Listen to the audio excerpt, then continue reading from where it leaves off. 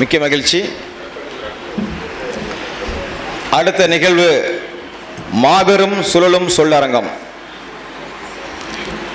தொலைக்காட்சி திரைப்பட புகழ் நாவுக்கரசர் அமரர் சோ சத்யசீலன் அவர்களின் இலக்கிய வாரிசு பேராசிரியர் முனைவர் திருமதி Uma Devarajan MA B.Ed M.Phil DS PhD அவர்கள்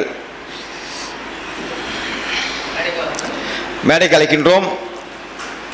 தலைப்பு: மனித வாழ்வை நிர்ணயிப்பதில் பெரிதும் பங்கு வகிப்பது விதியா மதியா நிதியா அன்பா என்றும் நிகழ்வினை சுழற்ற வருகிறார்கள். சுழலும் சொல்லரங்கத்தை சுழற்றும் அறிஞர்கள் விதியே என்னும் தலைப்பில் பேச வருகிறார்கள். இலக்கிய செல்வி திருமதி தா சத்யா MA திருப்பூர் அவரை மேடைக்கு அன்போடு அழைக்கின்றோம். அவரை தொடர்ந்து மதியே என்னும் என்ற தலைப்பில் பேச வருகிறார் கவிஞர் சா கோபிநாத் MA B.Ed அவர்களை மேடைக்கு அன்போடு அழைக்கின்றோம். நிதியே என்ற தலைப்பில் சொல்லரசி நாமக்கல் அகிலா MS B.Ed அவர்களை மேடைக்கு அன்போடு அழைக்கின்றோம். அன்பே என்ற தலைப்பில் நகைச்சுவை அரசு முனைவர் சி பாண்டிய அரசு B.Ed PhD அவர்களை மேடைக்கு அழைக்கின்றோம்.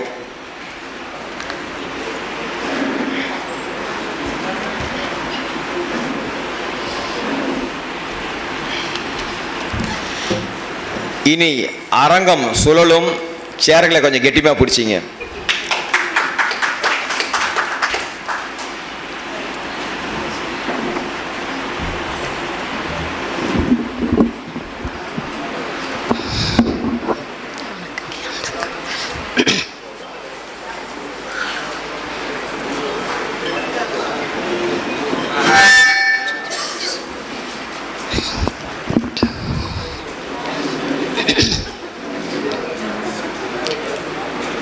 அருட்பெரும் ஜோதி அருட்பெரும் ஜோதி தனிப்பெரும் கருணை அருட்பெரும் ஜோதி எல்லாம் செயல்கூடும் என்னானே அம்பலத்தே எல்லாம் வல்லான் தனையேத்து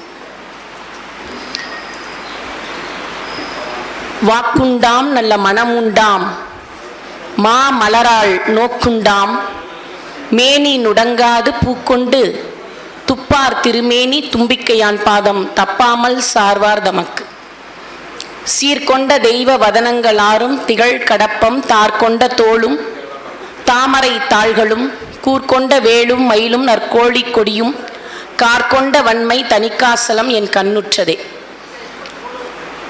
பெற்ற தாய்தனை மகமறந்தாலும் பிள்ளையை பெறும் தாய் மறந்தாலும் உற்ற தேகத்தை உயிர் மறந்தாலும் உயிரை மேவிய உடல் மறந்தாலும் கற்ற நெஞ்சகம் கலை மறந்தாலும் கண்கள் இரண்டும் நின்றிமைப்பது மறந்தாலும் நற்தவத்தோர் உள்ளிருந்தோங்கும் நமச்சிவாயத்தை நான் மறவேனே.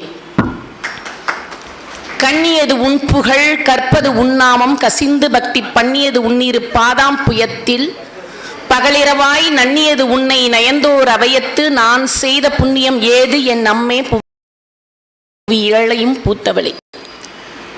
மங்கையர் கற்பும் மனையரப்புகளும் பொங்கும் கவிதை பூத்த பூங்காவை பாவிலே வாழும் பாமர கவிஞன் நாவிலே நின்று நடஞ்செய்யும் தாயே.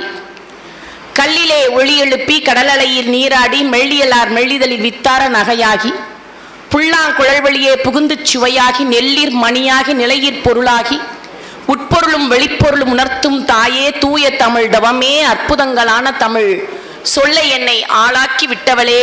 அன்பு மகள் வணக்கம். போற்றுதலுக்கும் பாராட்டுதலுக்கும் வணக்கத்திற்கும் வழிபாட்டிற்கும் உரிய மனம் மன்றம் என்ற ஓர் அருமையான ஆன்மீக பேரவையை தொடங்கி இந்த தமிழ்கூறு நல்லுலகில் 51 ஆண்டுகள் இன்றைக்கு நிறைவு பெறுகின்றன. இந்த 51 ஆண்டுகால சாதனை மிக சாதாரணமானது அன்று. வரலாற்றில் இதற்கு ஒரு முக்கிய இடம் உண்டு. நம்முடைய சேலம் மாநகரத்திற்கு வாரியார் சுவாமிகளை அழைத்து வந்து ஆன்மீக பணியை செய்ய வைத்த பெருமை நம்முடைய மணமையா அவர்களுக்கு மட்டும்தான் உண்டு. அன்றைக்கு தமிழகத்தில் நாத்திகம் மூளை முடுக்கெல்லாம் இருந்த பொழுது பெரியாருக்கு பின்னால் கருப்பு படை ஒன்று தமிழகம் முழுவதும் சென்று நாத்திகத்தை பரப்பிய பொழுது ஒரே ஒரு ஒற்றை மனிதர், அவர் மட்டுமே ஆன்மீகத்தை பரப்பினார். அவர் வாரியார் சுவாமிகள் மட்டும்தான். அவருக்கு பின்னால் நின்றவர் மணமையா. அத்தனை பெருமை கொண்ட இந்த மணமன்றத்தில் நான் சிறுமியாக இருந்த பொழுது நம்முடைய மணமையா அவர்கள் வாரியார் சுவாமிகள் முன்னால் தாயினும் நல்லான் என்று தலைப்பு கொடுத்து என்னை பேச வைத்த பெருமை எனக்கு உண்டு. அன்றைக்கு ஆரம்பித்த ஒரு தனி சொற்பொழிவு பயணம்தான். அத்தகைய சிறப்புமிக்க மணமன்றத்தில் இருக்கக்கூடிய நிர்வாக குழுவிலே இருக்கக்கூடிய அவருடைய மகள் அக்கா, என்னுடைய அன்பிற்கினிய அக்கா உமையாள் சந்திரகாசன் உட்பட நிர்வாக குழுவிலே இருக்கக்கூடிய அத்துணை பேரின் பொன்னார் பாதங்களையும் என் இதய கற்பூரம் ஏந்தி ஆராதனை செய்து வணங்குகிறேன். இன்றைக்கு தமிழகத்தின் உடைய தலை சிறந்த சான்றோர் பெருமக்கள் எல்லாம் அமர்ந்திருக்கிறீர்கள். அதில் குறிப்பிடத்தக்க பெருமை நம்முடைய ஐயா புலவர் ராமன் ஐயா அவர்கள்.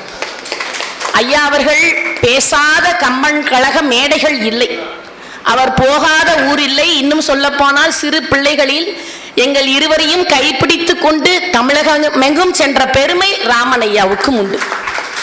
அது என்றும் நாங்கள் நன்றி மறவாதவர்கள். அந்த வகையிலே ஐயா அவர்களின் திருப்பாதங்களையும் வணங்கி இங்கே ஒவ்வொருவர் பெயரையும் குறிப்பிட வேண்டும். வணக்கத்திற்குரிய சேலத்தினுடைய மூத்த சான்றாண்மை மிகு நம்முடைய ஆன்மீகத்தை பரப்பிய பெருமை மிகு கிருஷ்ணசெட்டி மருத்துவர் ஐயா அவர்கள் அமர்ந்திருக்கிறார்கள். அவர்களை என் இதய கமண்டலத்தை கொண்டு பாதங்களை கழுவி, அன்பிற்கினியவர்களே, அன்பு தம்பி சரவணன் அவர்கள், தாமரை இலக்கிய பேரவை, எல்லோரும் ஒவ்வொருவரும் ஒவ்வொரு அமைப்பை சேர்ந்தவர்கள் எல்லாம் அமர்ந்திருக்கிறீர்கள்.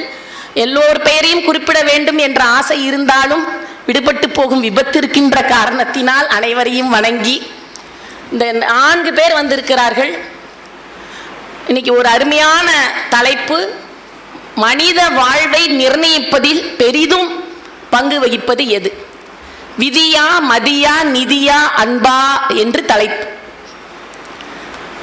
நான் தலைப்புக்குள்ளே செல்லவில்லை. உலகத்திலேயே மனித இனம் மிக பெருமைக்குரியது. ஏனென்றால் மனம் உள்ளதால் அதற்கு மனிதன் என்று அவனுக்கு பெயர். இந்த பூமி தோன்றி 40 கோடியே 50 லட்சம் ஆண்டுகள் ஆகிறது. இந்த பூமி தோன்றி அதிலே மனிதன் தோன்றி 5 லட்சம் ஆண்டுகள் தான் ஆகிறது. இந்த 5 லட்சம் ஆண்டுகள் கொண்ட மனிதன் 4 விதமாக பிறக்கிறான். முட்டையிலிருந்து, வியர்வையிலிருந்து, கருவிலிருந்து, இப்படி விந்து என்று 4 வகையாக மனிதன் உயிர்கள் பிறக்கின்றன. 800 கோடி ஜீவராசிகள் இப்படித்தான் பிறக்கின்றார். பிறக்கின்ற இந்த ஜீவராசிகளை கிடப்பன என்று பிரிக்கிறார்கள். அப்படி போடுறதெல்லாம் கிடக்குதே, அது கிடப்பன. அடுத்து நிற்பன, மரம் செடி கொடிகள் எல்லாம் இருக்கிறதே, அதை நிற்பன, கிடப்பன, நிற்பன. அதற்கு பிறகு ஊர்வன, கிடப்பன, நிற்பன, ஊர்வன, பரப்பன, நீந்துவன, நடப்பன என்று பிரிக்கிறார்கள். உயிர்களை 800 கோடி ஜீவராசிகளை இப்படி பிரிக்கிறார்கள். அதில் கடைசியாக சிந்திப்பன என்று சொல்பவர்கள் மட்டும்தான் மனிதர்கள். இந்த 800 கோடி ஜீவராசிகளை இப்படி பிரித்து விட்டார்கள். யார் பிரித்தது? தமிழர்கள் பிரித்தார்கள். சிவஞான போதம் என்ற ஒரு நூலை மெய்கண்டார் எழுதுகிறார். 3 வயது குழந்தை. இந்த மெய்கண்டாருடைய அப்பா பேரு சகலாகம, இவங்க அப்பா பேரு, இவரோட அப்பா அச்சுத கலபர். மெய்கண்டாருடைய அப்பா பேரு அச்சுத கலபர். இந்த அச்சுத கலபர் சகலாகம பண்டிதரிடத்திலே கல்வி கற்று வருகிறார், வேதங்களை கற்று வருகிறார். ஒரு நாள் சகலாகம பண்டிதர் அச்சுத கலபர் வீட்டுக்கு வருகிறார். அப்பொழுது 3 வயது குழந்தை மெய்கண்டார் உட்கார்ந்து கொண்டு உபதேசம் செய்து கொண்டிருக்கிறது. இதை பார்க்கிறார் சகலாகம பண்டிதர். என்னடா 3 வயசு குழந்தை உட்கார்ந்து கொண்டு உபதேசம் செய்கிறதே என்று ஆச்சரியமாக பார்க்கிறார். மனிதருக்கு பொறாமை வருகிறது. ஏனென்றால் பெரும் மெய்ஞான பொருளை அந்த 3 வயது குழந்தை சொல்லிக் கொண்டிருக்கிறது. இவர் போனவர், சகலாகம பண்டிதர் போனவர் அந்த குழந்தையை பார்த்து எல்லாம் உனக்கு தெரியுமா என்று கேட்டவுடன் அந்த குழந்தை சொன்னது, நான் உரைக்கும் வார்த்தை எல்லாம் நாயகந்தன் வார்த்தை. நான் கேள்வி கேட்டால் நீ பதில் சொல்வாயா? கேளுங்கள் சுவாமி. உடனே சகலாகம பண்டிதர் கேட்டார், ஆணவத்தின் சொரூபம் யாது என்று கேட்டார். யாரை பார்த்து? அந்த 3 வயது குழந்தையை பார்த்து சகலாகம பண்டிதர் கேட்டார், ஆணவத்தின் சொரூபம் யாது? தாங்கள் தான் சுவாமி. சொன்ன உடனே காலில் விழுந்துட்டார் சகலாகம பண்டிதர். மெய்கண்டார் எழுதினது சிவஞான போதம், அதற்கு உரை எழுதினார் சகலாகம பண்டிதர். உரை, அதற்கு பெயர் சிவஞான சித்தி என்று பெயர். அந்த சிவஞான சித்தியார்ல இந்த பாட்டு வருது. என்ன பாட்டு? 800 கோடி ஜீவராசிகள், அந்த ஜீவராசிகள் கருவில் இருந்து, முட்டையில் இருந்து, வியர்வையில் இருந்து, விந்துவில் இருந்து 800 கோடி ஜீவராசிகள் பிறக்கிறார்கள் என்று சிவஞான போதத்திலே சொல்லப்பட்டிருக்கிறது. அதற்கு உரை சிவஞான சித்தியார் எழுதுகிறார். அந்த பாட்டு இதுதான். அண்டம் சம் ஸ்வேதசங்கள் உற்பிச்சம் சராயு சத்தோடு எண்தரு 484 100,000 தான் உண்டு பல் யோனி எல்லாம் ஒழித்து மானிடத்து உதித்தல் கண்டிடில் கடலை கையால் நீந்தினன் காரியம் கான். இதான் அந்த பாட்டு. ஒருத்த மனுஷனா பிறக்கணும்னா கடலை கையால நீந்தினால் எவ்வளவு கடினமோ அப்படிதான் இந்த மனித பிறப்பு. இந்த மனித பிறப்புல நம்ம மனுஷனா பிறக்கிறதுக்கே பல 100 ஆண்டுகள் தவம் செஞ்சிருக்கணும். சரிங்களா? இப்படி தவம் செய்தனால்தான் மனுஷனா நம்ம பிறந்திருக்கோம். இப்படி பிறந்த இந்த மனிதனுக்கு விதி, மதி, நிதி, அன்பு அப்படின்ற 4 காரணிகள் இருக்கு. 4 வகையான காரணிகள். இந்த 4 வகையான காரணிகளும் மிக முக்கியம்னு நம்முடைய மொழி சொல்லுது. எப்படி சொல்லுது?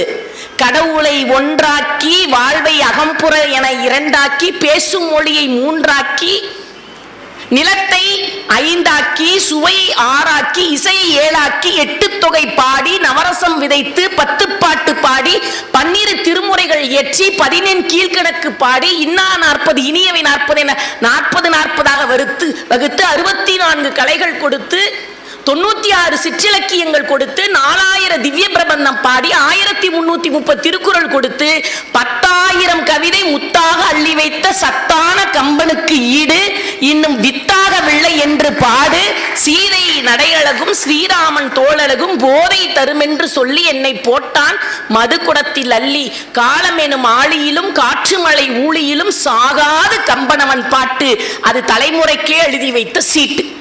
இத்தனையும் எதை சொல்கிறது? விதி முக்கியம், மதி முக்கியம், நிதி முக்கியம், அன்பு முக்கியம்னு எல்லாமே சொல்லுது. எது நமக்கு முக்கியம்னு தெரியலையே. கேள்வி ரொம்ப பெரிய கேள்வி. ஆனால் இதில் எது மனித வாழ்வை நிர்ணயிக்கிறது என்பதை அலசி ஆராய்ந்து பார்த்தால்தான் உண்மை தெரியும். இப்ப இந்த சொல்லரங்கத்தினுடைய முதல் சுற்று என்னன்னா, அவரவருடைய கருத்துக்களை வைப்பார்கள். 2வது சுற்றுல ஏன் தன்னுடைய அணி விதிதான் சிறந்தது என்பதை எடுத்து சொல்வார்கள், கேள்வி கேட்பார்கள். 3வது நடுவர் ஒரு கேள்வி கேட்பார், அதுக்கு பதில் சொல்லணும். அவ்வளவுதான். சரிங்களா? இதற்கு இந்த சபை ஒத்துக்கொள்கிறதா? அப்படின்னா நீங்க கை தட்டி இதை ஏற்றுக்கொள்ள வேண்டும். இப்ப விதி, மதி, நிதி என்பதை சமமாக நம்முடைய இலக்கியங்கள், இதிகாசங்கள், புராணங்கள், வேதங்கள் எல்லாம் சமமாக 4 காரணிகளை வைத்திருக்கிறது. இதுல ஏதோ ஒண்ணு மனித வாழ்க்கையை நிர்ணயிக்கிறது.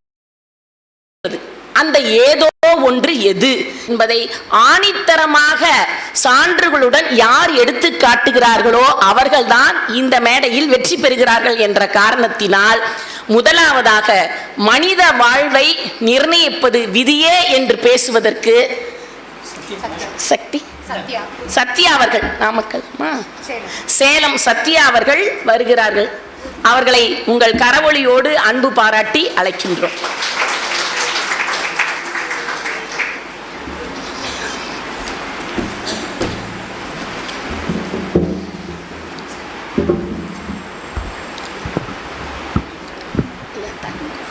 விசை உரு பந்தினை போல் விசை உரு பந்தினை போல் உளம் வேண்டும் படி செல்லும் உடல் கேட்டேன்.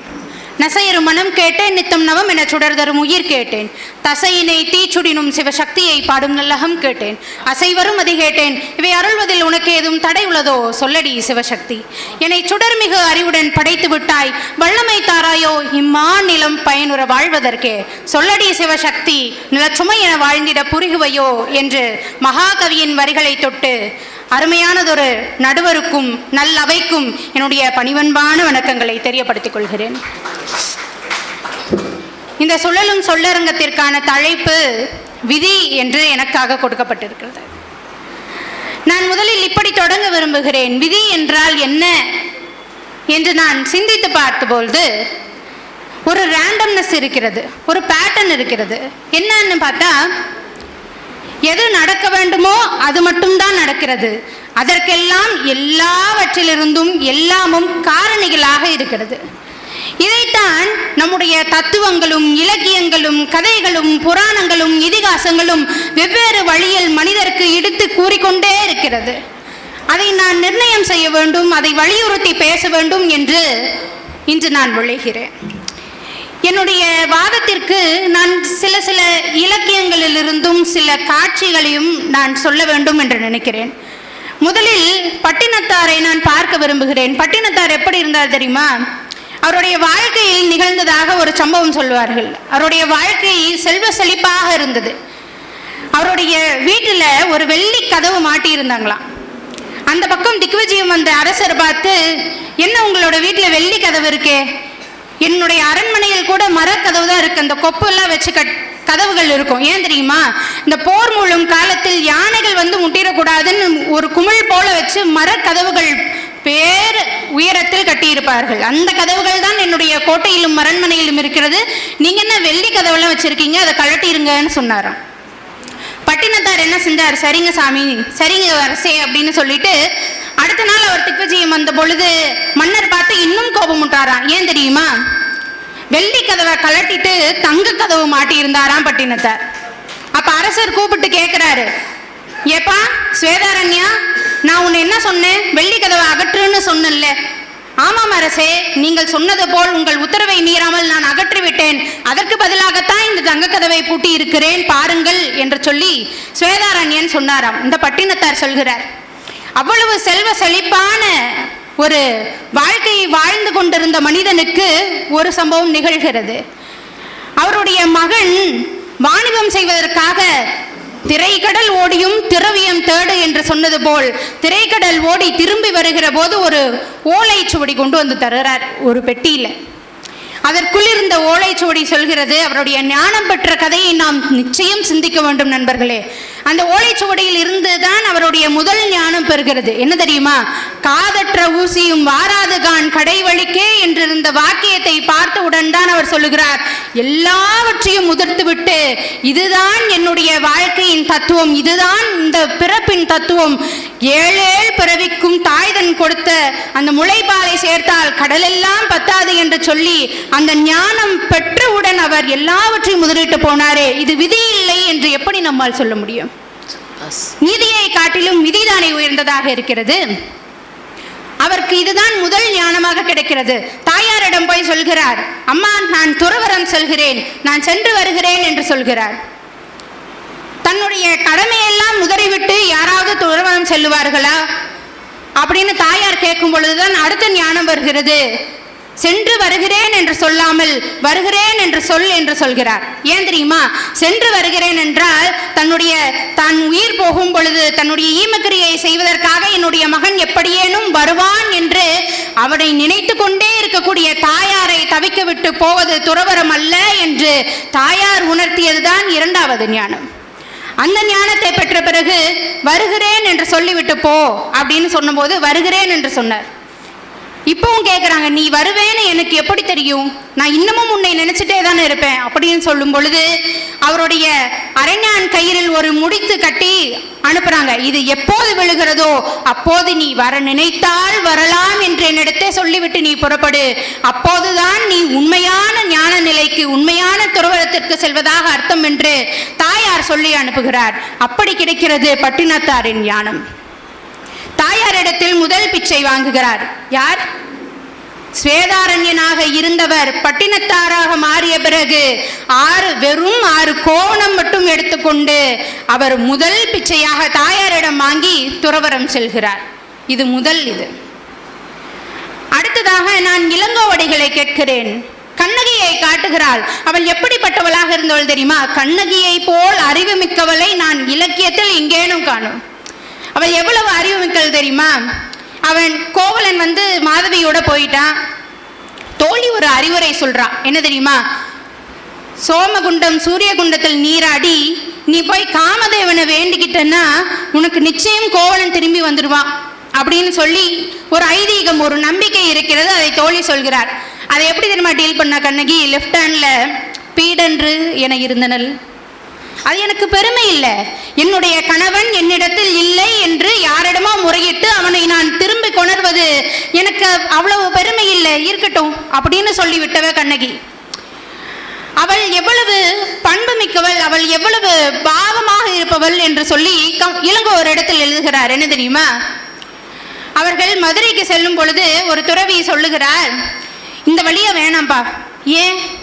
அங்க இருக்கக்கூடிய மாதுளை மொட்டு இருக்குல்ல, அந்த மொட்டு வெடிச்சு அந்த பறல்கள் சிதறும் இல்ல, அந்த சத்தம் கேட்டா அவள் திடுக்குன்னு ஆயிடுவா, அந்த வழியே போக வேண்டான்னு சொல்றார். அந்த நீர்நிலைகளில் இருக்கக்கூடிய மீன் குஞ்சுகள் துள்ளி குதிக்கக்கூடிய சத்தம் கேட்டு அவள் திக்கென்று ஆகிவிடுவாள், இந்த வழியே போகாதுன்னு சொல்லி அவளுடைய குணங்களை காட்டினார்கள்.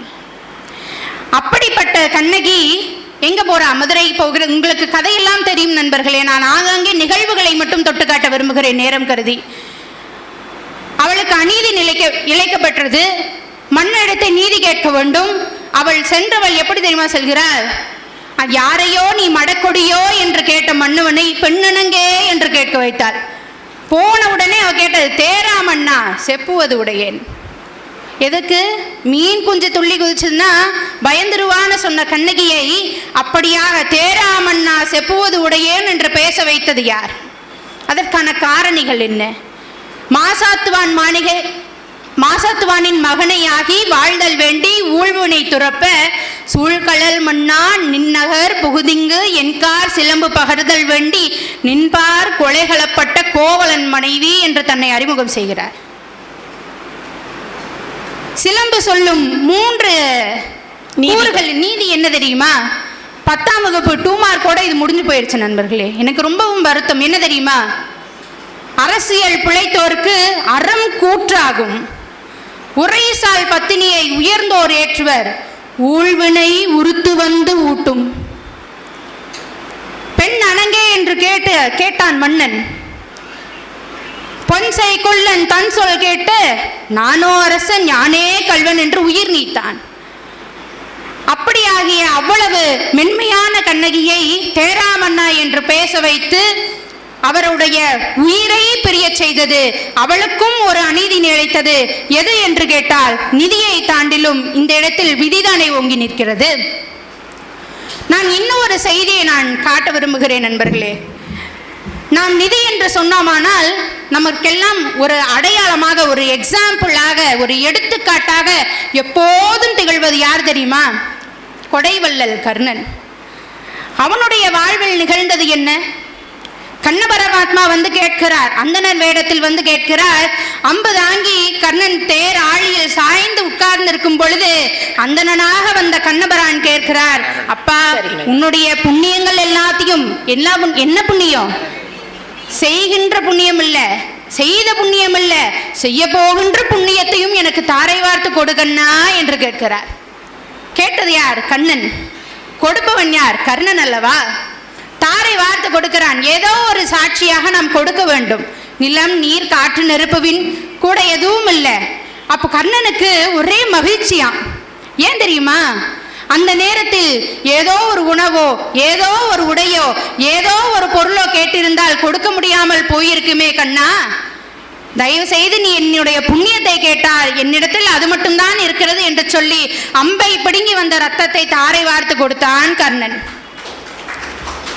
நாம் நினைக்கலாம், இங்கே அவனுடைய புண்ணியம் தானே ஓங்கி நிற்கிறது, அவனுடைய நிதி தானே அவனை புகழை சேர்க்கிறது.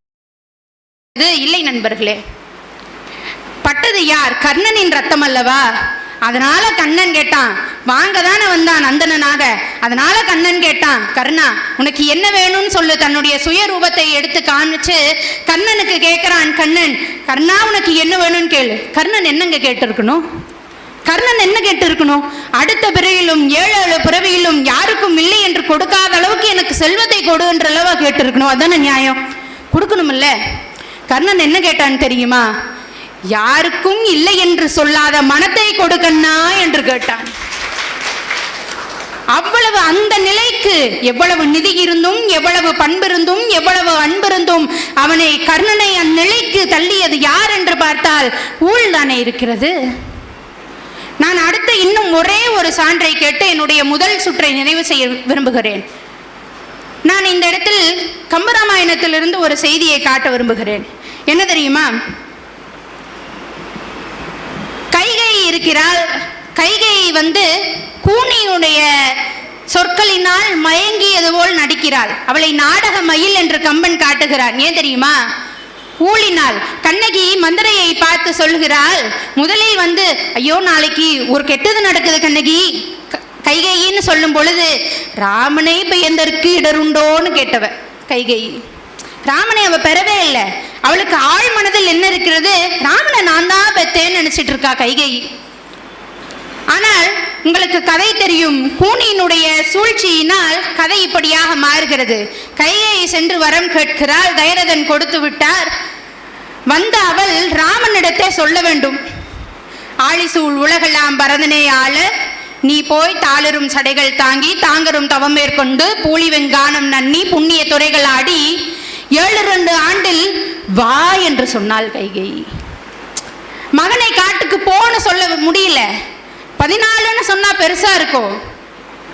அந்த நான் சொல்ல முடியாது, என்னுடைய வாயால் அப்படி சொல்லிவிட முடியாது. அப்படிங்கிறதுக்காக 7 ஆண்டில் வா என்று இயம்பினன் அரசன். உங்க அப்பான்னு சொன்னா ராமனுக்கு மனம் பதறிடும். என்னுடைய அப்பாவா காட்டுக்கு போக சொன்னாரு? என்னுடைய அம்மா நீங்களா உங்களோட வாயால சொல்லுகிறீங்க?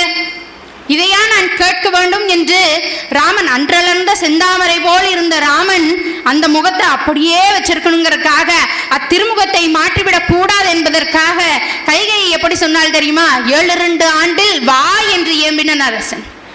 நான் பார்க்கிறேன் நண்பர்களே, விதியை காட்டிலும் மதியை காட்டிலும் அன்பை காட்டிலும் விதிதான் எங்கேயோ நம்மை எல்லாம் ஆட்கொண்டு ஆட்டி படைத்துக் கொண்டிருக்கிறது என்பதை என்னுடைய முதல் சுற்றின் வாதமாக வைத்து நல்லதொரு வாய்ப்புக்கு நன்றி பாராட்டி விடைபெறுகிறேன். நன்றி, வணக்கம். அன்பிற்கினியவர்களே, சத்யா அவர்கள் பட்டினத்தார் அனைத்தையும் துறந்து விட்டு சென்றது விதியே. காதற்ற ஊசியும் வாராதுகான் கடைவழிக்கே என்று அவர் உதறி தள்ளிவிட்டு போனதற்கு காரணம் விதிதான். கண்ணகியினுடைய கணவன் கோவலன் கொலை உண்டதற்கு காரணம் விதியே. சீதா பிராட்டி ராமனோடு காட்டுக்கு போகக்கூடிய ஒரு சூழ்நிலை உருவானதற்கு காரணம் விதியே என்று 3 முக்கியமான தரவுகளை இந்த மன்றத்தில் சான்றாக வைத்திருக்கிறார். அவருக்கு ஒரு பலமான பாராட்டுக்கள். இது விதியினுடைய செயலினால் நேர்ந்தது. இந்த 3 மிகப்பெரிய சம்பவங்களும் விதிதான் இதற்கு காரணம் என்பதை அவர் எடுத்து சொல்லியிருக்கிறார். இதற்கு இல்லை இல்லை மதிதான் என்று பேசுவதற்கு கவிஞர் கோபிநாத் அவர்கள் வருகிறார்கள். அவர்களை அன்பு பாராட்டி அழைக்கின்றேன்.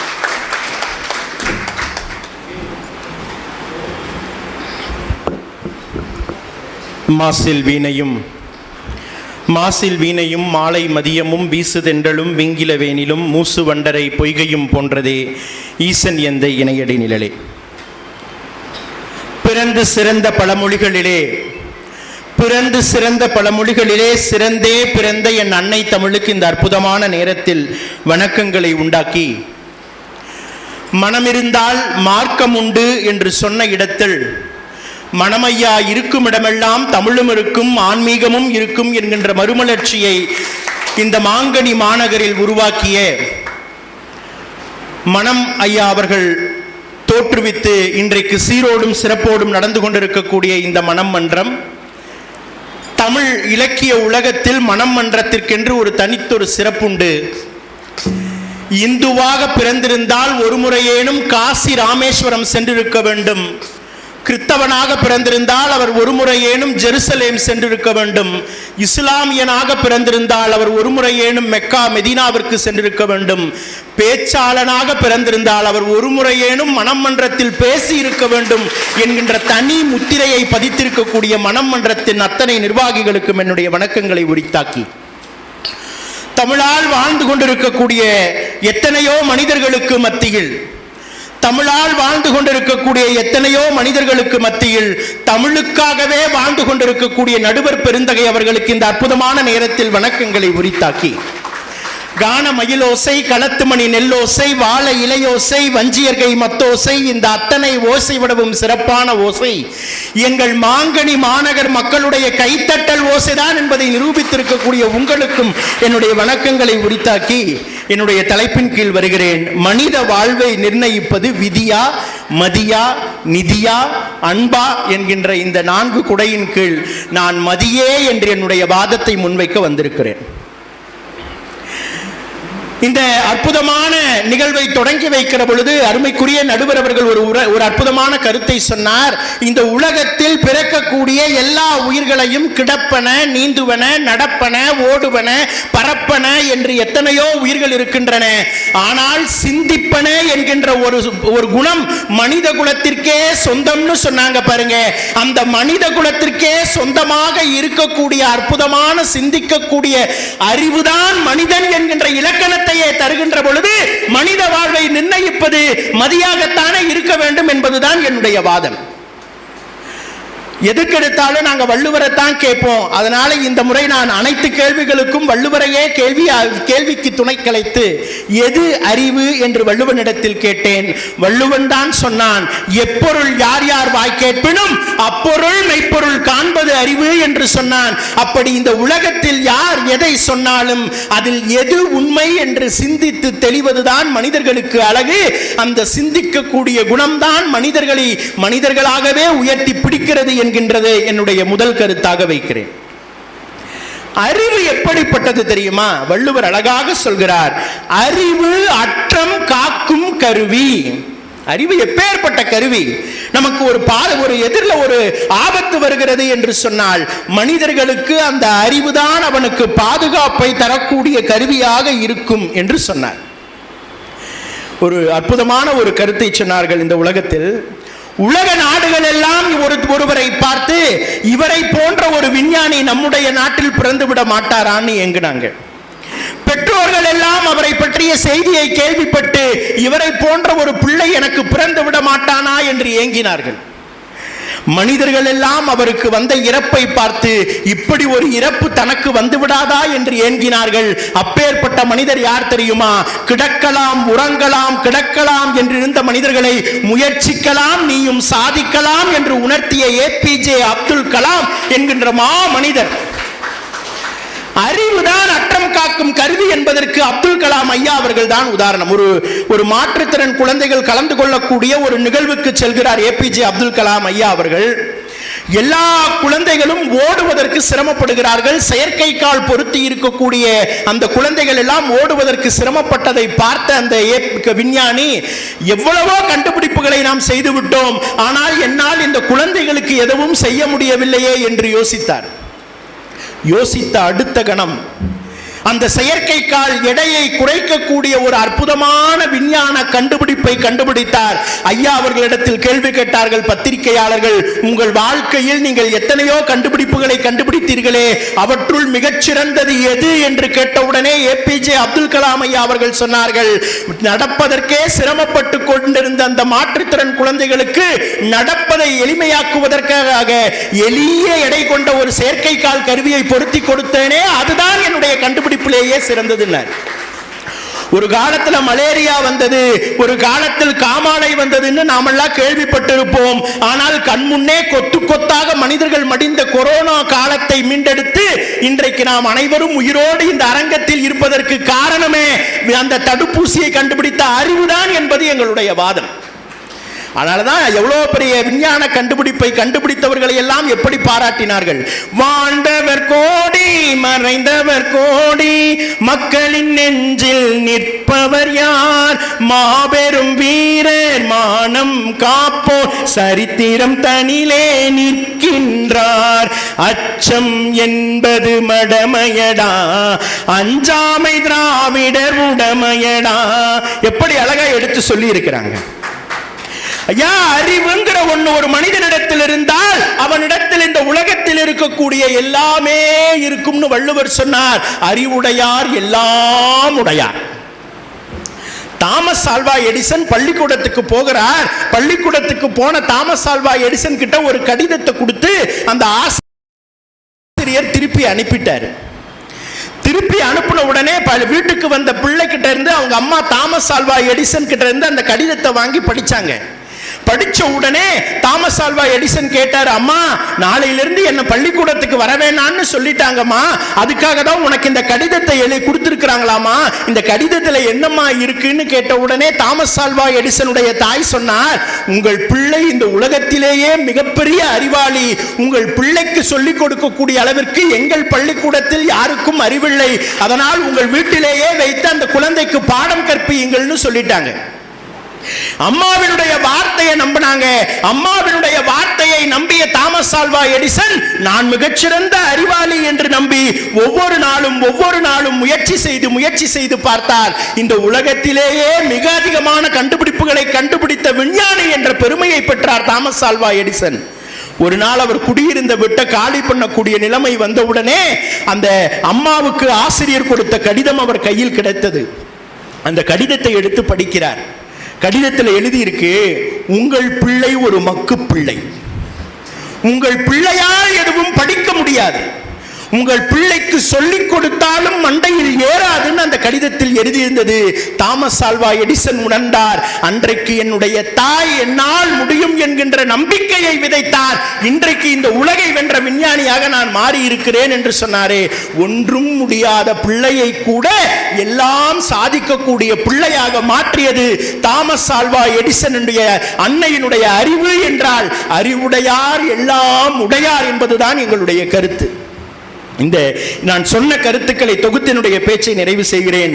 இந்த உலகத்திலேயே சிந்திக்கக்கூடிய உயிர்கள் இந்த உலகத்தில் உயர்ந்தது என்று சொன்னால் அந்த சிந்திக்கக்கூடியதே அறிவுதான். அந்த அறிவுதான் மனித குலத்திற்கு இலக்கணம். அப்பேற்பட்ட அறிவுதான் மனிதர்களுக்கு அற்றம் காக்கும் கருவியாக இருக்கிறது. அந்த அறிவுடையார் இந்த உலகத்தில் எல்லாம் உடையார் என்கின்ற என்னுடைய முதல் சுற்று வாதத்தை இந்த மன்றத்தில் பதிவு செய்து விடைபெறுகிறேன். நன்றி, வணக்கம். கவிஞர் கோபிநாத் அவர்கள் அறிவுடையார் எல்லாம் உடையார் என்பதற்கு நிறைய சான்றுகளை கலாம் ஐயா அவர்கள், தாமஸ் ஆல்வா எடிசன் அவர்கள் இப்படி நிறைய சான்றுகளை எல்லாம் எடுத்து கூறி சிந்திக்கின்ற அறிவு நமக்குள்ளே இருக்கிறதல்லவா. இந்த உலகத்தில் இவ்வளவு காட்டு மிராண்டிகளாக இருந்த மனித இனம் இவ்வளவு உயர்ந்து இருப்பதற்கு என்ன காரணம் என்றால் அறிவினால் நாம் உயர்ந்திருக்கிறோம், விஞ்ஞான கண்டுபிடிப்புகளினால் உயர்ந்திருக்கிறோம், எத்தனையோ நோய்களை நாம் ஒழித்திருக்கிறோம். கொரோனா காலத்தினுடைய கொடுமையை தவிர்த்ததற்கு காரணம் இவையெல்லாம் சான்றாக எடுத்து காட்டியிருக்கிறார்கள். இல்லை இல்லை, மதி அல்ல, நிதிதான், பணம்தான் இந்த உலகத்தை ஆள்கிறது, மனித வாழ்க்கையை நிர்ணயிக்கிறது என்று பேசுவதற்காக அருமை தங்கை அகிலா அவர்கள் வருகிறார்கள். அவர்களை அன்பு பாராட்டி அழைக்கின்றேன்.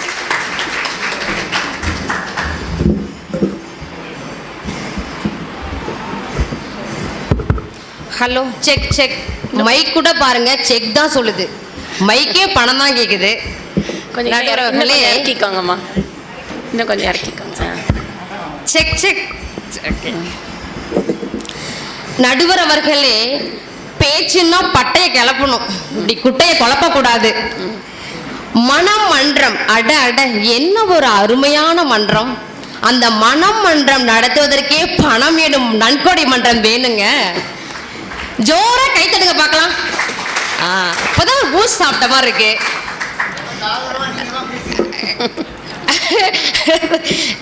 நடுவர் அவர்களே, நாங்கெல்லாம் டிஆரோட பரம்பரை. அடிச்சு பெஞ்சா மலை, அசையாம நின்னா சிலை, மீன் பிடிக்க வேணும் வலை, பட்டி மன்றம்னா எங்க நடுவர் அவர்களே தலை. அம்மா நீங்கள் ஒரு புன்னகை அரசி, எங்கள் வீட்டில் என் அம்மா சமைத்ததோ புழுங்கல் அரிசி. இந்த பட்டி மன்றத்துக்கு நீங்க தான் மங்கையர் கரசி. என்றுமே இந்த புகழுக்கு நீங்களே அரசி அரசி அரசி. தீர்த்தம் உங்களுக்கு தாம்மா. நடுவர் அவர்களே, உங்களை 2 பேர் பேசினாங்க. மதின்னு பேசினாங்க, விதின்னு பேசினாங்க. அடுத்து அன்பேன்னு பேச ஐயாவை ரெடியா இருக்காங்க. அந்த அன்பேக்கு ஜிபே வேணும். உங்களை பத்தி யாராவது போந்து பேசினாங்களா? வந்தாங்க, பாயிண்ட கொடுத்தாங்க, அழகா போயிட்டாங்க. தன்னே தானே நானே தன்னானே தானே நன்னே தானே நன்னானே.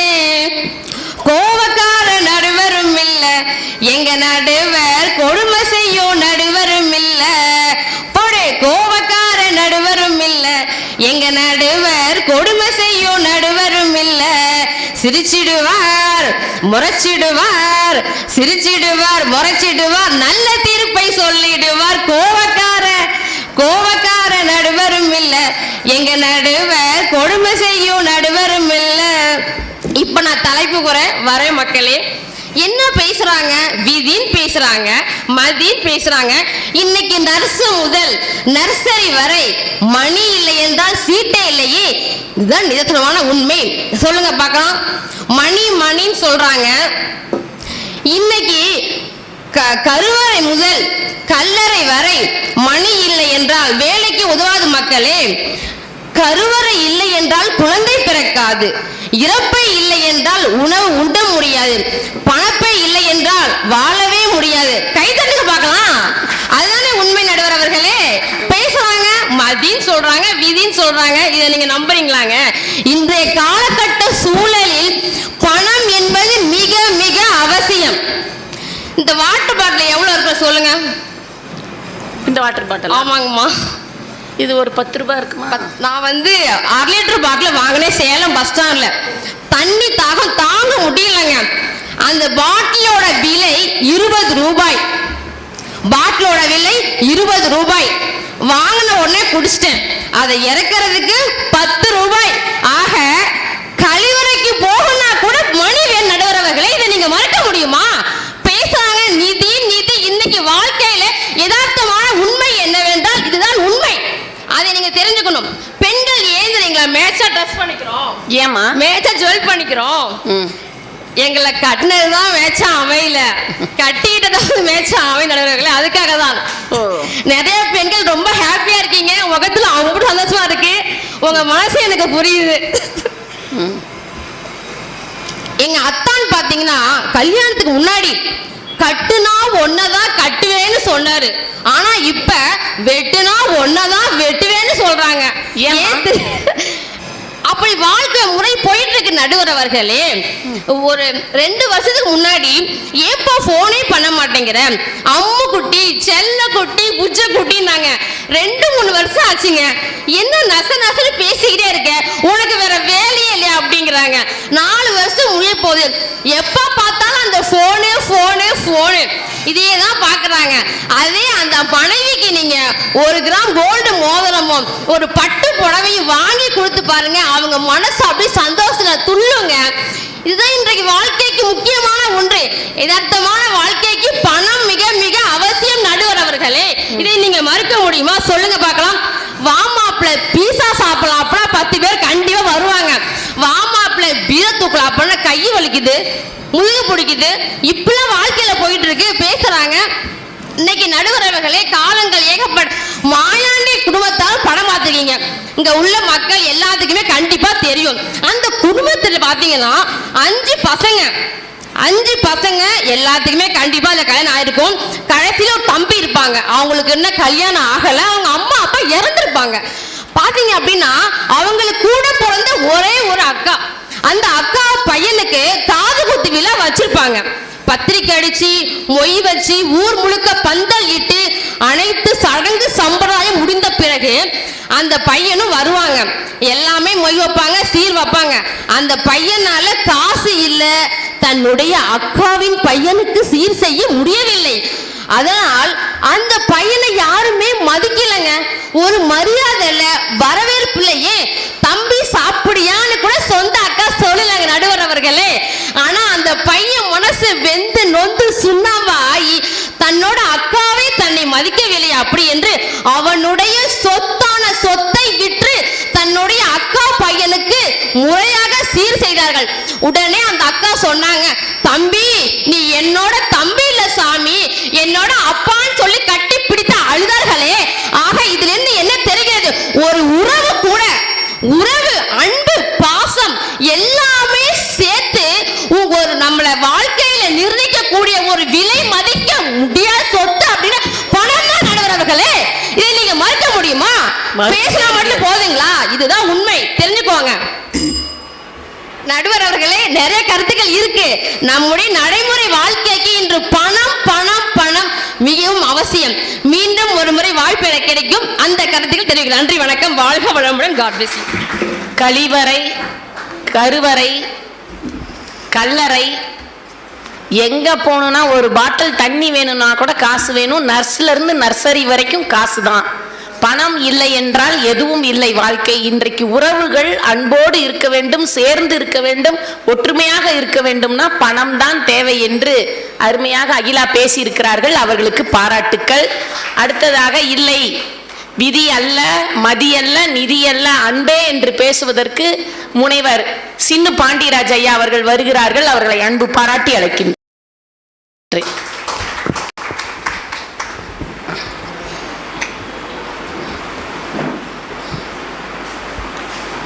நேரம் கெட்டு போனுச்சுன்னா ஒட்டகத்தில் ஏறி போனீங்கன்னா கூட எகிரி நாய்க்கு அடிக்குமா.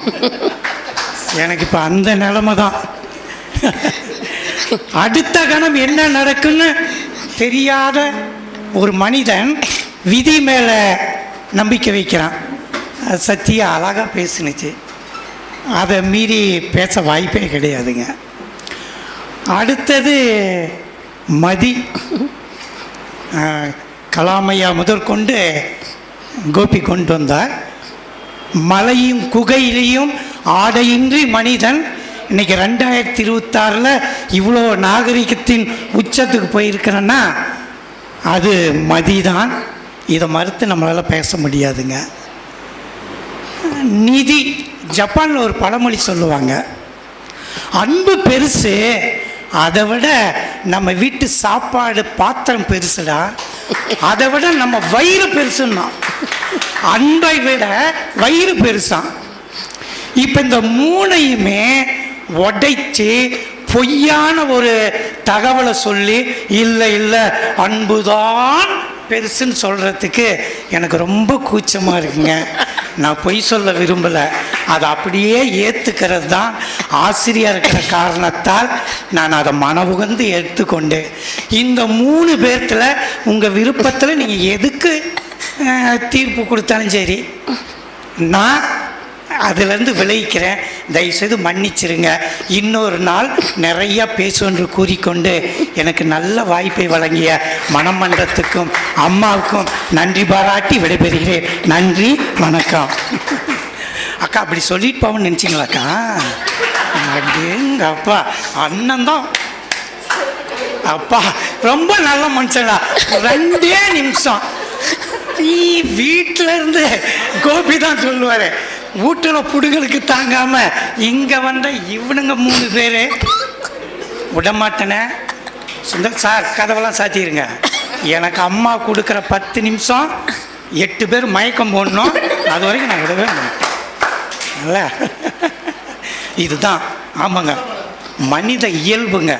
யாராவது ஒருத்தர் எந்திரிச்சு கேட்கலாம்ல, எங்கள் நடுவர் அம்மா 3 பேச்சாளர்களை கூப்பிட்டு வந்தா தகுதியுள்ள மனிதரை கூப்பிட்டு வந்துடுவாங்க, நீ தெரிஞ்சது பேசு, நாங்கள் அது வேணும்னா எடுத்துக்கிறோம் சொல்கிறதுக்கு உங்களுக்கு தைரியம் இல்லை. இதான் மனிதன். இந்த மனிதன் எதை நிர்ணயிப்பான் இல்லை? நீங்கள் இந்த சூழலே எனக்கு இப்படி தான் வருது. அப்பங்கிட்ட இருந்தால் ஒத்த வெட்டி எலி தூக்கிட்டு போயிடுச்சான். இவன் व्यसனத்தில் நின்றுட்டு இருக்கிறான். அந்த நேரத்தில் பொண்டாட்டிக்கறி வந்து என்னங்க ஒரு கூரை சேலை வாங்கி கொடுங்கன்னு கொஞ்சம் கேட்டான். கொஞ்சம் கேட்பான். அவனே எரிச்சலில் இருக்கிறான் இல்லை? அது நம்ம விதியிலிருந்தே வருவோம்.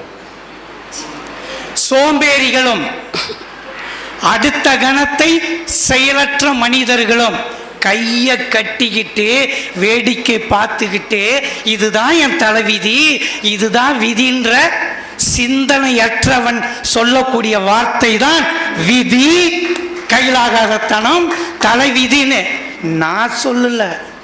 ரெட்ட வார்த்தையிலேயே சிக்காகோவில் ஆன்மீகம் மாநாட்டில் உலகத்தையே இந்து மதத்தோடைய பெருமையை தூக்கி நிறுத்தின விவேகானந்த சொன்ன வார்த்தை, சோம்பேறிகள் பயன்படுத்துகிற வார்த்தை தான் தலைவிதி, விதி அப்படின்றது. விவேகானந்தரே சொல்லிட்டார் இல்லைங்க. சத்யா நம்ம மாணவி தான், ஏற்றுக்கிறதும் ஏற்றுக்காது அது இஷ்டம். இப்பற்றி மாணவிகள் தான் ஏற்றுக்காது.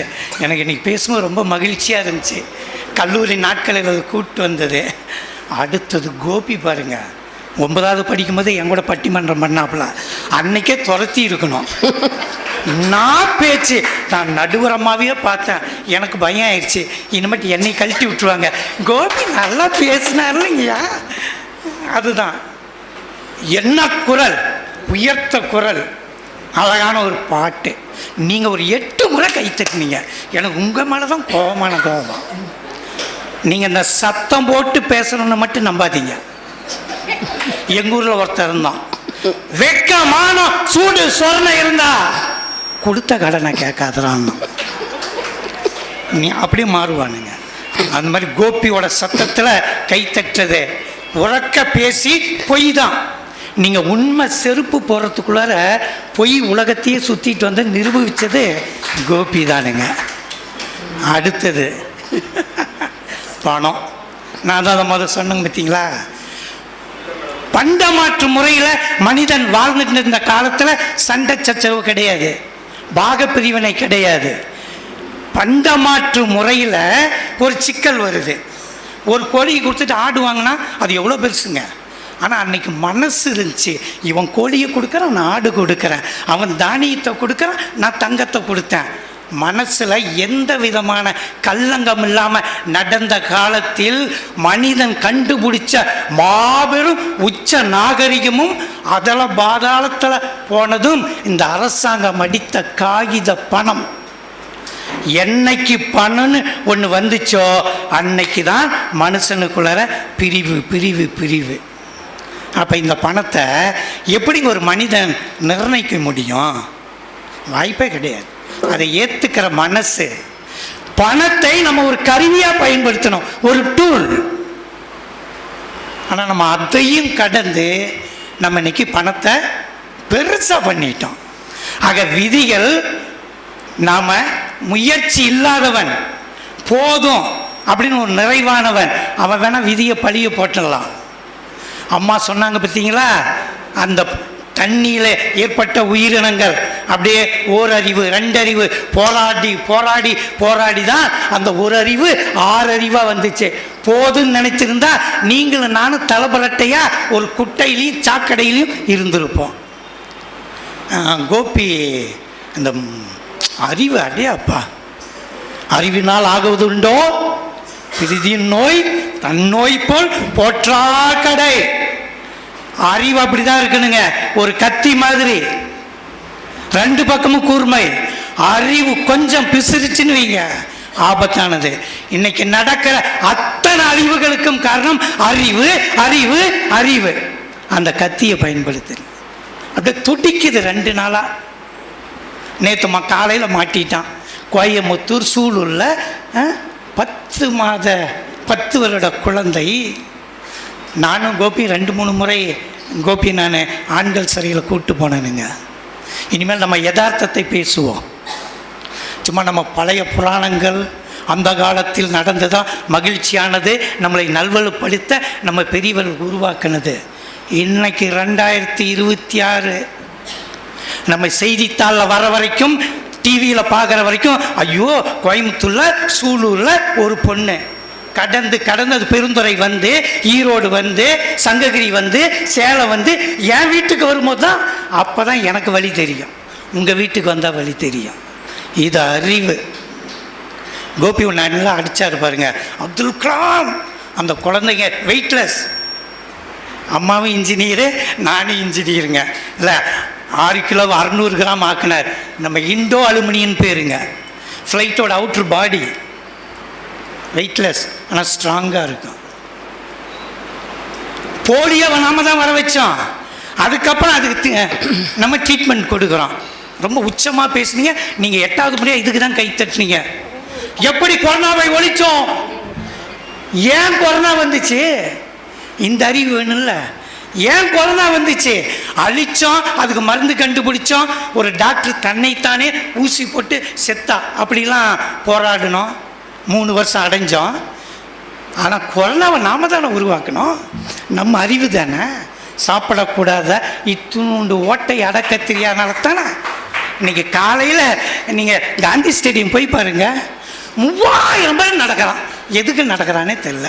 சின்ன தொப்பை, பெரிய தொப்பை, குண்டாண்டி, பெரிய குண்டாண்டி, ஃபேலன்ஸில் வேலைக்கார பிள்ளையும் நான் கூப்பிட்டுட்டு எங்கே போகிறீங்க அப்படியே போயிட்டு இருக்க வேண்டியதான். போகலைன்னா போயிட வேண்டியதான். யார் சொன்னார்? இந்த டாக்டர் சொன்னார். எங்கே அவரும் வயிற்றை போட்டுட்டு பின்னாடி வர்றாரு. உங்கள் பாட்டன் என் பாட்டன், உங்கள் அப்பா எங்கப்பா, உங்கள் பாட்டி என் பாட்டிக்கு இல்லாத நோயை இப்போ இருக்கிற 10 வயசு பையன் சுகரில் இருக்கிறான். இது அறிவு. கட்டுப்பாடற்ற மனசு, வாழ்க்கை முறை, அறிவு. ஏங்க விடியகாலம் 2:30 மணிக்கு புது பஸ் ஸ்டாண்டில் சுட சுட பிரியாணிங்க. வெக்கமாக இருக்குது. பைசா இருக்குது, சாப்பிட முடியல. அந்த வயசை கடந்துட்டோம். கோபி கடைசியாக நானும் கோபியும் பட்டிமன்றம் முடிச்சு கோபி வண்டி எடுத்து போய் எனக்கு நாக்கு ஊறுது. ஆனால் சாப்பிட்டா 2 நாள் கிளப்பிக்குவேன். இது அறிவு, கட்டுப்பாடற்ற அறிவு இல்லையா? கலாம் ஐயா கண்டுபிடிச்சது 140 சேட்டலைட்டுங்க இப்போ இருக்குது. அதுக்கு அப்பா அவர் தான். ஆனால் எதை தெரியுமா அவர் இங்க வச்சிச்சு? அவருடைய அறிவு கிடையாது. 8வது படிக்கிற ஒரு பொண்ணு ஹைதராபாத்தில் ஒரு பெரிய செமினாரில் பேசிக்கிட்டே இருக்கிறார். ஒரு மாடல் ராக்கெட்டை வச்சு 2.5 மணி நேரம் பேசுவார். இப்போ நான் பேசுறதெல்லாம் 45 ஆண்டுகளுக்கு முன்னாடி. ரோகிணி ஆரியப்பட்டா கண்டுபிடிக்கிறதுக்கு முன்னாடி மாடல் தன்னுடைய அறிவை பேசிக்கிட்டே இருக்கிறார். ஒரு 8வது படிக்கிற பொண்ணு எந்திரிச்சு கேள்வி கேட்குற நேரத்தில், ஐயா இத்துணுடைய ராக்கெட்டை கண்டுபிடிச்சி தான் இந்த பீத்துச்சிங்களான்னு கேட்டுச்சு. இன்னைக்கு 140 சேட்டலைட்டுக்கு அப்படியே முட்டி போட்டு அந்த குழந்தைகிட்ட, வாமா நன்றி, நான் இந்த ஏரியாவே சந்திக்கலன்னு அவ்வளோ பெரிய அறிவாளி அன்பால் அந்த குழந்தைய பார்த்ததுனால தான் 140 சேட்டலைட். அறிவற்ற அந்த மனிதன் இந்தியாவில் இனிமேல் தோன்றவே முடியாது. அப்படியாப்பட்ட அம்மாவுக்கு எனக்கெல்லாம் அப்படி தெரியும். அந்த டெக்னிக்குள்ளார என்ன புரட்சி. அமெரிக்காக்காரன் கண்ணையே மறைச்சி பொக்கரானில் வெடிக்குது, டுபின்னுது, அவன் ஆன்றான். அப்படியாப்பட்ட அறிவு, அன்பு இருந்ததுனால தான் அந்த வெயிட்லெஸ்ஸில் ஒரு ஷூவை கண்டுபிடிக்கிறார். அந்த 8வது படிக்கிற குழந்தை மேடைக்கு வர வச்சு அப்படி நன்றிமான்னு முட்டி போட்டு நன்றி சொன்ன அந்த அன்பு இருக்கு பார்த்தீங்களா? அந்த அன்பு தான் அவரை இவ்வளோ பெருசு கொண்டு போயிடுச்சுங்க. போதுன்னு நினைக்கிறேன். மீறி வந்து பேசுனாங்கன்னு வைங்க, நிறைய வச்சிருக்கிறேன், வரணுங்க. 4 பேரும் தங்களுடைய கருத்துக்களை சிறப்பாக உரைத்திருக்கிறார்கள். இப்பொழுது ஒரே ஒரு கருத்தை மிகவும் வலிமையாக இந்த மன்றத்திலே தங்களுடைய தலைப்பின் கீழ் தெளிவாக விளக்கமாக ஒரே ஒரு கருத்தை இந்த மன்றத்தில் சமர்ப்பிக்க வேண்டும் என்று இந்த மன்றம் ஆணையிடுகிறது. முதலாவதாக விதியே என்ற அணியில் திருமதி சத்யா அவர்களை வருமாறு அன்பு பாராட்டி அழைக்கின்றேன். ஒரே ஒரு கருத்துமா?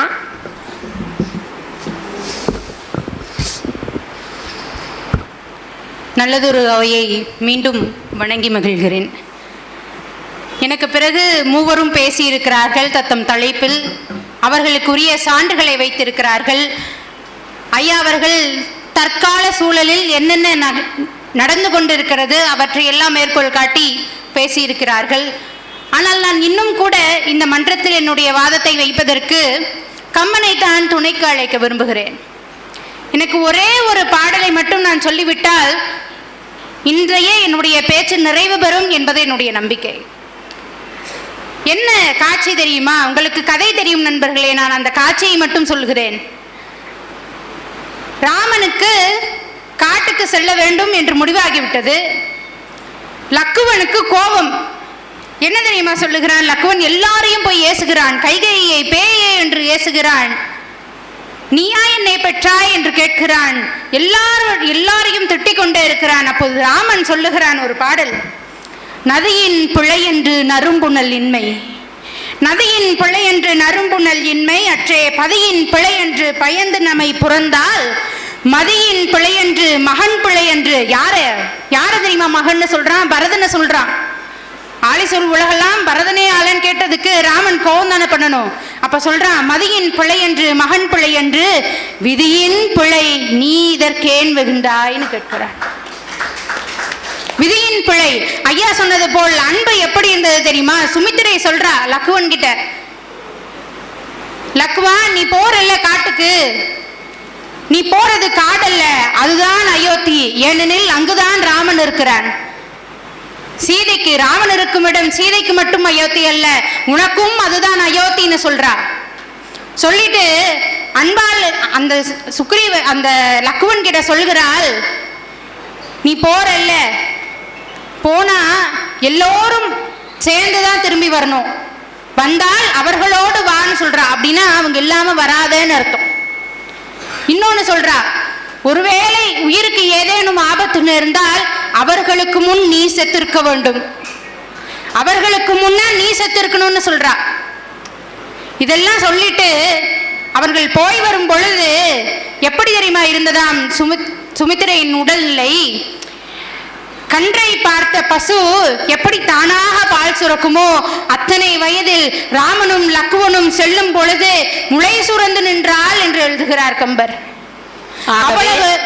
அவ்வளவு அன்பு இருந்தாலும் கூட, அவ்வளவு நிதி இருந்தாலும் கூட அவர்களின் விதி காடு செல்ல வேண்டும் என்று இருந்ததால் அவர்கள் காட்டுக்குத்தான் சென்றார்கள்.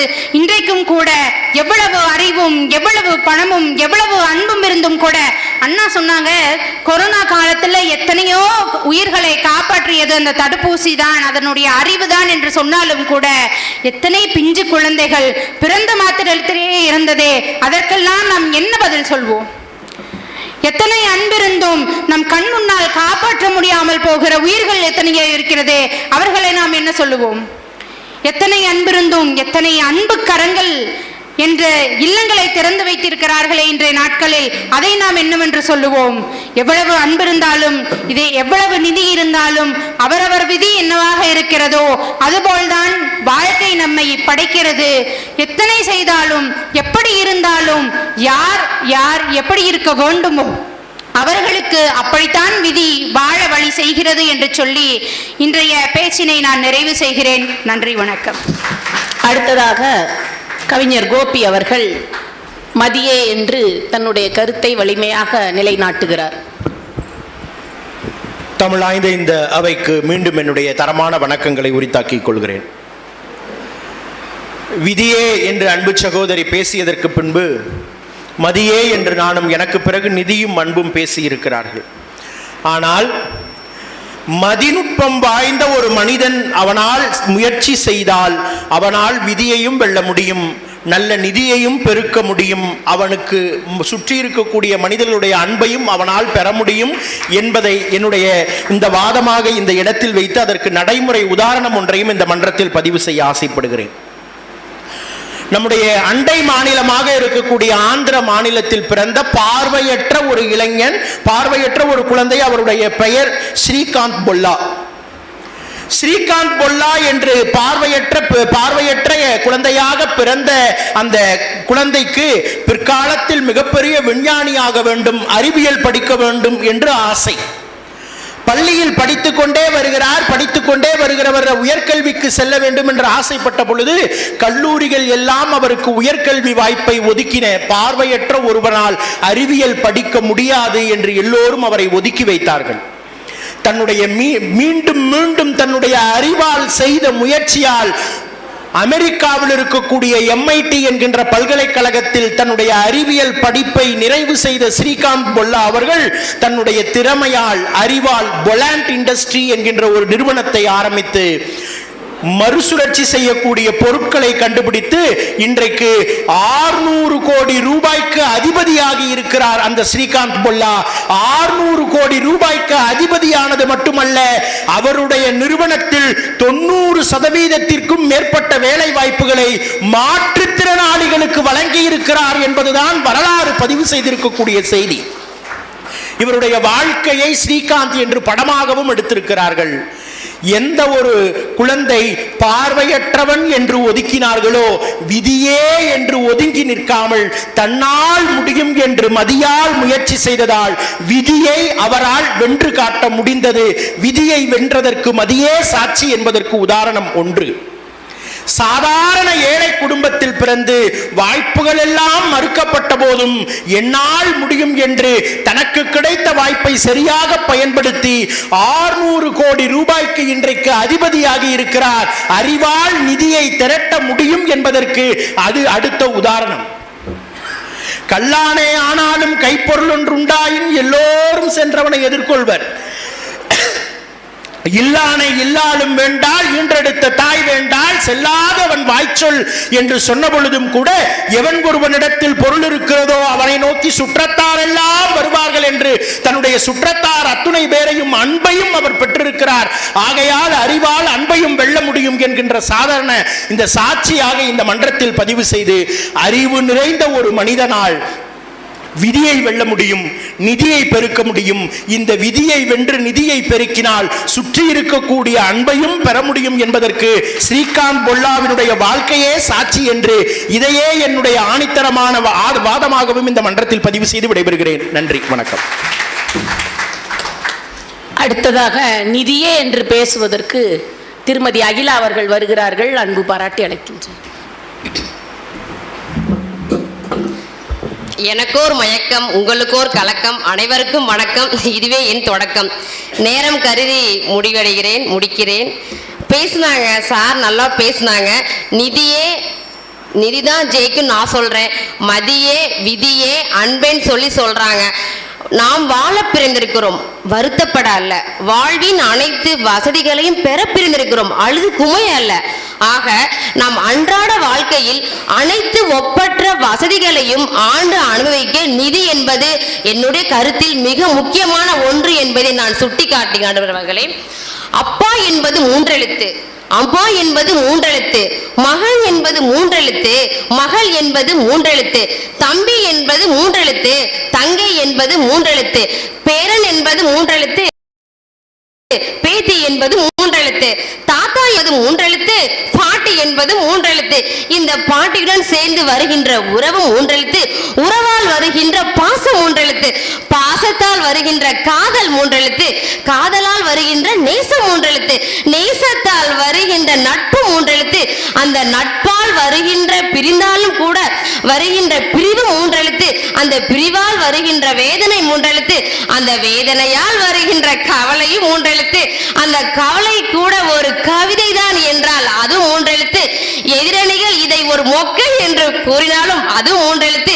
ஆக இந்த அனைத்து உறவுகளுமே பணம், துட்டு துட்டு பணம் என்ற 3 எழுத்து இருந்தால் மட்டுமே வாழ்க்கையில் மகிழ்ச்சி பெருகும் என கூறுகிறேன் நடுவர் அவர்களே. ஆகவே வாழ்க்கை வாழத்தான் என்று நான் சொல்கிறேன். அதற்கு மணி மங்காத்தா படத்துல தலை சொன்ன மாதிரி மணி மிகவும் அவசியம் நடுவர்களே. சொல்லத்தான் நினைக்கிறேன், சொல்லாமல் தவிக்கிறேன். நேரத்தின் அடிப்படை கருதி என் உரையை முடிக்கிறேன். நன்றி, வணக்கம். ஐயா சின்னு பாண்டியராஜ் ஐயா அவர்கள் அன்பே என்று தன் கருத்தை வலிமையாக நிலைநாட்டுவார். இப்போதான் உட்காந்த மாதிரியே இருக்குது. நான் நடுவர் கூட வணக்கம் வைக்கல, எடுத்தோன்னா அதை கவனிச்சிங்களா? உங்கள் கூட சேர்ந்தல்ல, எனக்கு எப்படி இருக்கும்? உண்மையாலுமே என்னுடைய முதல் பட்டிமன்றமே சேலம் சிறை காவலர் குடியிருப்பில் அப்துல் காதர் ஐயா கூட்டிகிட்டு வந்து நானே உருவாக்கினேன், பேசுனேன்.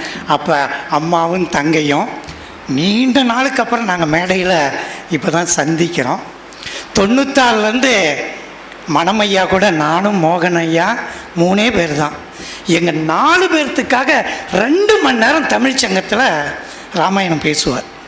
அந்த காலமெல்லாம் அற்புதமான காலங்கள். பார்க்குக்கு மேலேயே ஒரு அறை எடுத்து தங்கி ஐயாவுடைய நினைவுகள் அப்படியே வந்துட்டுருக்கு. ஐயாவுக்கும் நன்றி. நம்மளுடைய சேலத்தின் தவிர்க்க முடியாத இலக்கிய கர்த்தாவர். இப்போ தான் நான் பாயிண்ட்டுக்கே வரேன். ஒரு 2 நிமிடம் ரொம்ப யதார்த்தமாக, இன்னைக்கு சேலம் 7 ஒரு 6 கிலோமீட்டர் 8 முதியோர் இல்லம் இருக்கு. இதெல்லாம் பணத்தாலையும் விதியாலையும் அண்ணன் தம்பிக்குள்ளார் இருக்கிற நிதியாலையும் 8 முதியோர் இல்லைங்க. கற்பனையே நீங்கள் பண்ணி பார்க்க முடியாது. இன்னைக்கெல்லாம் காலங்கள் அப்படி போயிடுச்சு. அதான் நண்பன் கவிதை எழுதலாம்.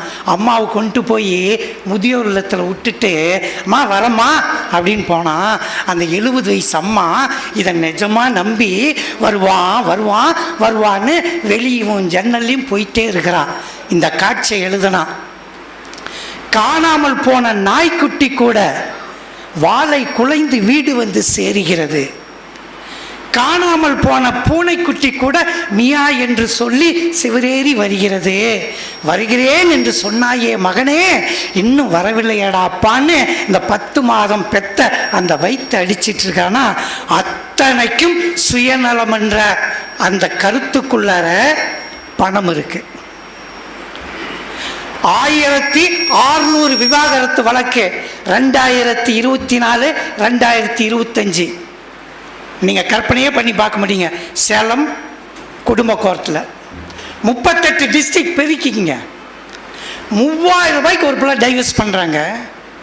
எவ்வளவோ பேசணும் குடும்ப கவுன்சிலிங்கில். 3000 ரூபாய் மேக்கப்புக்கு தரல. 2 பேருமே எம்இ.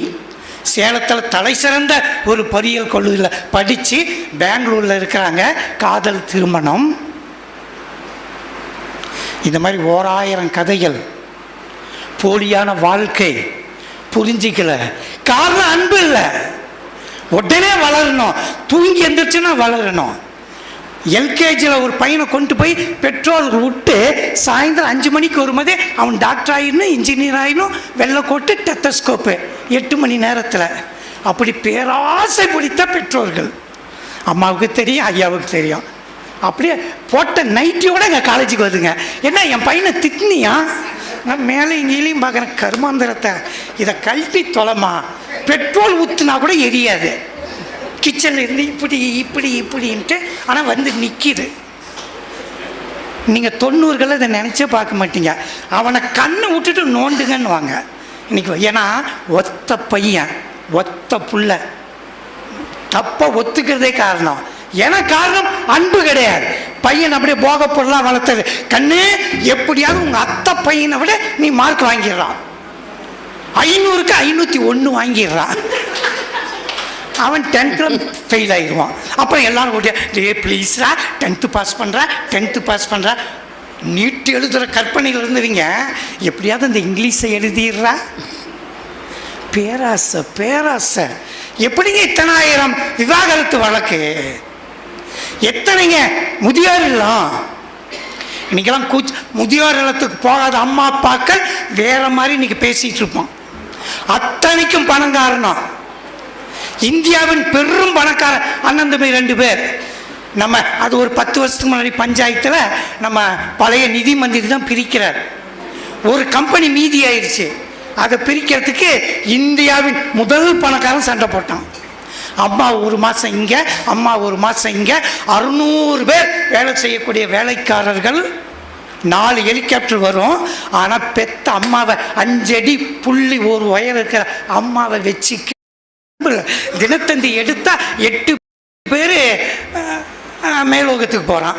2 கள்ளக்காதலை சின்ன பசங்க. 6 வயசு பையன் என்கிட்ட சொன்னிச்சு, அம்மா இதோட முடிச்சிடுறேன், 6 வயசு பொண்ணுக்கு நான் கவுன்சிலிங் கொடுக்குறேங்க பண்ணுங்கன்றான். நான் வாத்தியாடுறா, உத்தியோகத்தை மாற்றாதரா. எவ்வளோ 1/2 லிட்டர் பால் விலை அதெல்லாம் நான் கண்காம காத்தேன். என் பேபின்றான். அவன் டார்லிங்கிறான். இந்த டார்லிங் எழுதி அந்த பிள்ளையை படுக்க வச்சா கூட உயரம் கம்மியாக இருப்பான். அன்பு கிடையாதுங்க. அன்பு இல்லாத உலகத்தில் சுகம் இருக்காது.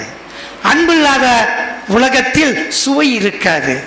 அன்பு இல்லைன்னா இந்த உலகமே இருக்காது.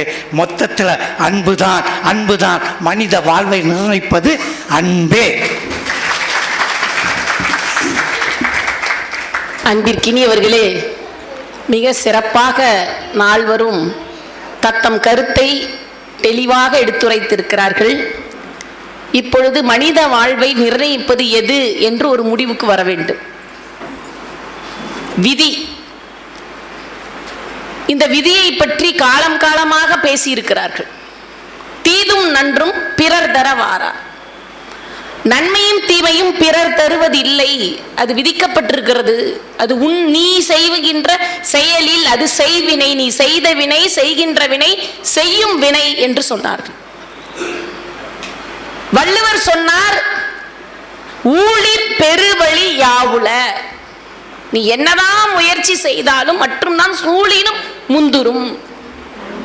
நீ எவ்வளவு முயற்சி செய்தாலும் நீ ஊழ்வினையில் இருந்து தப்பிக்கவே முடியாது என்று வள்ளுவர் ஆணித்தரமாக சொல்கிறார். இளங்கோவடிகள் என்ன சொல்கிறார்? ஊழ்வினை உறுத்து வந்து ஊட்டும். காப்பியம் முழுவதும் நடப்பதற்கு ஒரே காரணம் ஊழ்வினை என்று. கோவலன் கொலை உண்டதற்கு, கண்ணகி தன்னுடைய கணவனை பிரிந்ததற்கு எல்லாவற்றிற்கும் காரணம் ஊழ்வினை என்று இளங்கோவடிகள் பேசுகிறார். கம்பர் அதையே வலியுறுத்தி பேசுகிறார். விதிக்கு விதியாகும் என் விற்தொழில் காண்டிதி என்று சொன்ன இலக்குவன் கூட விதிக்கு முன் நான் செயல் இழந்து நிற்கிறேன் என்று தன்னுடைய தோல்வியை ஒப்புக்கொள்கிறான். மகாபாரத காப்பியத்திலே கிருஷ்ண பகவான் சொல்கிறார், அவரும் சொல்கிறார், இதெல்லாம் விதியின் செயல். மரணத்தை எண்ணி கலங்கிடும் விஜயா, மரணத்தின் தன்மை சொல்வேன், மானிடர் ஆன்மா மரணம் எய்தாது அது மறுபடி பிறந்திருக்கும் என்று சொல்லிக் கொண்டு வருகின்ற அந்த பகவத்கீதையிலே சொல்கிறார், விதி என்ற ஒன்றை நானாக இருந்தாலும் மாற்ற முடியாது என்று பேசுகிறார். இப்படி இதிகாசங்கள், வேதங்கள், இலக்கியங்கள் எல்லாம் விதியை பற்றி பேசுகிறதே. ஆகவே விதியின் வழியில் தான் நாம் போக வேண்டுமா என்று சிந்திக்கின்ற போது விதி என்று ஏதுமில்லை, வேதங்கள் வாழ்க்கை இல்லை, மதி உண்டு, உடல் உண்டு, உழைப்புண்டு, முன்னேறு முன்னேறு என்று நம் முன்னோர்கள் சொல்லிக் கொடுக்கிறார்கள். இதே வள்ளுவர் பேசுகிறார், தெய்வத்தான் ஆகாது எனினும் முயற்சிதன் மெய் வருத்த கூலி தரும். கடவுளே முடியாதுன்னு சொல்லிட்டா கூட நீ முயற்சி செய்தால் உன்னால் முடியும். இப்ப நம்ம அருமையா இங்க ஒரு இசை கச்சேரிய தம்பி ஹரி ஸ்ரீராம் அவர்கள் அற்புதமாக பாடினார்கள். அவருக்கு ஒரு பலமான பாராட்டுக்களை தெரிவிக்க வேண்டும். இப்படி இருக்குது, சுகமா இருந்தது. என்னமா அந்த குழந்தை பாடுச்சு. அறிவு இருக்கிறதே, அது அடுத்தவர்களுக்கு சுகத்தை கொடுக்கிறது. நீ முயற்சி செய். என்னால் முடியாது, முயற்சிகள் தவறலாம், ஆனால் முயற்சி செய்ய தவறக்கூடாது. அது ரொம்ப முக்கியம். அப்ப விதி விதின்னு உட்கார்ந்துகிட்டே இருக்கலாமா? கூடாது. பட்டினத்தார் சொல்கிறார், பட்டினத்தார் பத்தி அருமையா சொன்னாங்க. காதற்ற ஊசியும் வாராதுகான் கடைவழிக்கேன்னு போனாரு, எல்லாத்தையும் தூக்கி எறிஞ்சிட்டு போயிட்டார். அதுக்கு எவ்வளவு பெரிய, அவர் அரசனுக்கே கடன் கொடுத்தவர். நம்ம சித்தர்கள் மரபு இருக்கிறதே, நம்முடைய தமிழகத்துக்கு இருக்கிற பெருமை உலகத்துல யாருக்குமே கிடையாது. 18 சித்தர்கள். நம்ம தமிழ்நாட்டில் மட்டும்தான் ஆலயங்கள்ல பாத்தீங்கன்னா ஒரு சிறப்பு இருக்கு.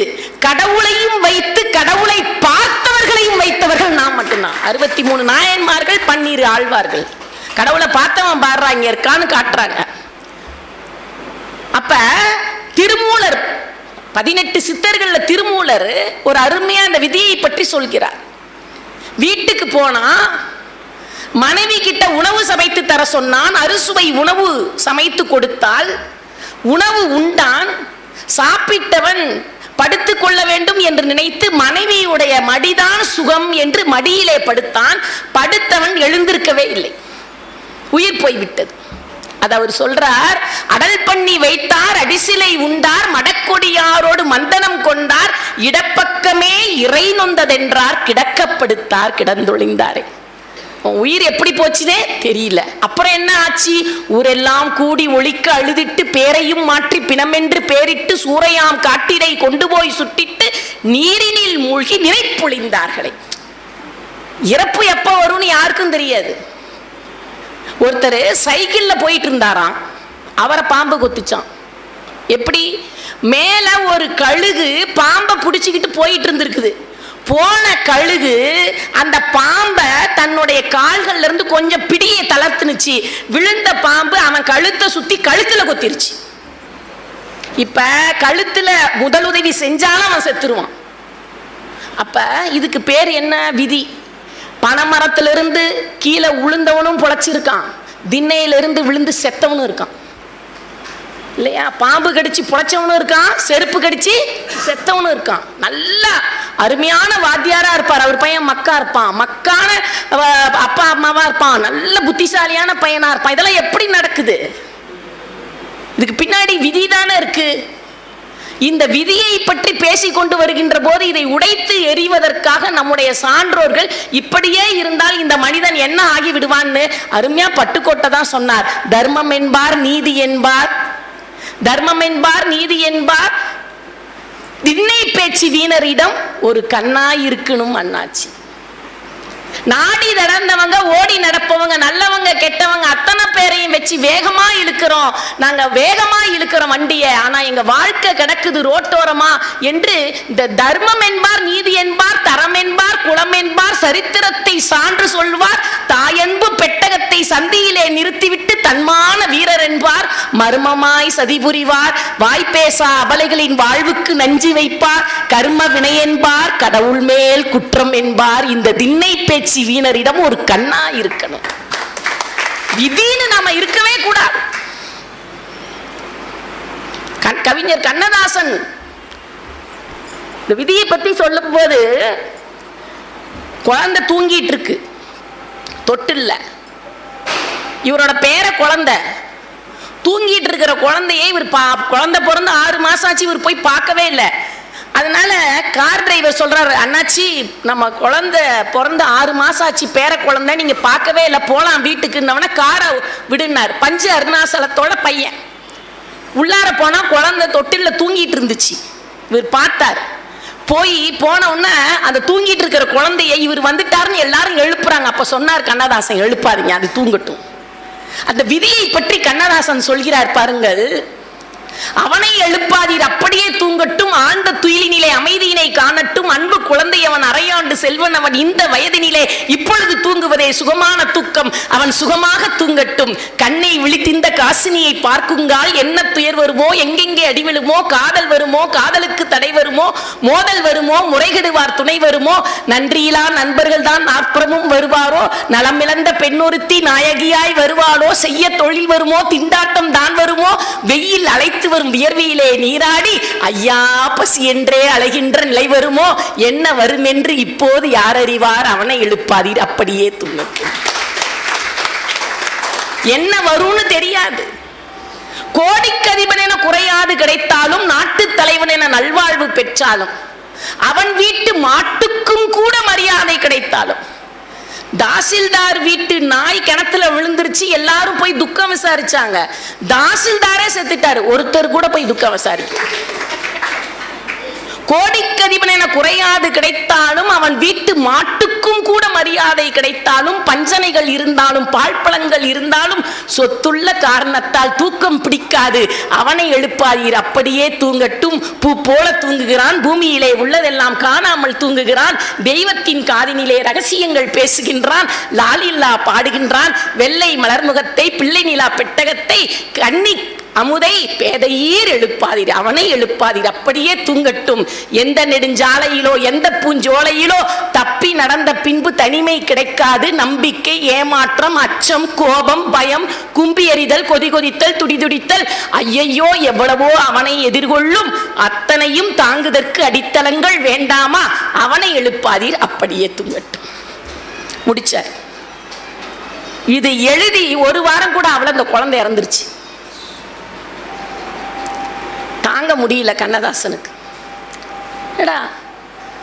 அவனை எழுப்பாதீர் அப்படியே தூங்கட்டும்னு நாம எழுதின அந்த வார்த்தை உண்மையாயிடுச்சோ, தப்பா எழுதிட்டோமோ, அறம் பாடிட்டோமோ அப்படின்னு தாங்க முடியாம சொன்னார். முத்துமணி பல்லக்கு முளைத்தெழுந்த சிறுகீரை தத்தும் கிளி தேவ தாருதிர்த்த இலை கொத்து மலர் ஒன்றாக கூடி சமைத்த முகம் 10 மாதம் கூட பாலன் வயதாகவில்லை. செத்தபடி கிடக்கின்றான், சிரித்தபடி கிடக்கின்றான். மைக்களையா கண்மீது மணிப்பதி சிப்பி என சின்ன இமை மூடி செல்வன் பூமியை விட்டு போவதுதான் முறையென்றோ, சாமி கொடுத்த மகன் தன்னை மறந்து உறங்குகின்றான். அவனை எழுப்பாதீர் அப்படியே தூங்கட்டும் என்றே நான் எழுதியதன் ஈரம் உணரவில்லை. 7 நாள் ஆகும் முன்னே இளங்கன்று தூங்கிவிட்டான். அறம் பாடி விற்றேனோ அறியேன், சிறுகுருவி திறம் பாட மாட்டாமல் செத்தகதை பாடுகின்றேன். 100 வயதானவர்கள் நோய் நொடி இன்றிருக்க பாழ்வடியும் பொன்னிதழை காலன் பறித்து விட்டான். கூற்றுவனுக்கென்ன குணக்கேடோ நான் அறியேன், மக்கள் தொகையும் வருங்கால சந்ததியும் தக்க இடம் தனக்கு தராதோ என்றெண்ணி சிக்கென்று வானில் சிரிக்குமிளம் பூந்தோட்டம் பக்கென்று வானில் பறந்தோடி விட்டதம்மா. பிஞ்சு மகன் போனான், பெரியவர்கள் வாழுகிறோம், மிஞ்சுவது யாதோ விளைவதுதான் எவ்விதியோ. இது என்ன விதியா அப்படின்னு முடிச்சிட்டார். இப்ப அடுத்ததா மதி, அறிவு. இந்த அறிவு நினைத்தால் எதை வேண்டுமானாலும் செய்யும். அறிவு அற்றம் காக்கும் கருவி.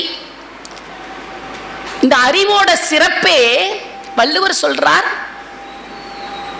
அறிவினான் ஆகுவதுண்டோ பிரிதின் நோய் தன்னோய் போல் போற்றாக்கடை. பிறருடைய நோயை உன்னோயாக நீ கருத வேண்டும், அப்பதான் அந்த அறிவுக்கு மரியாதை.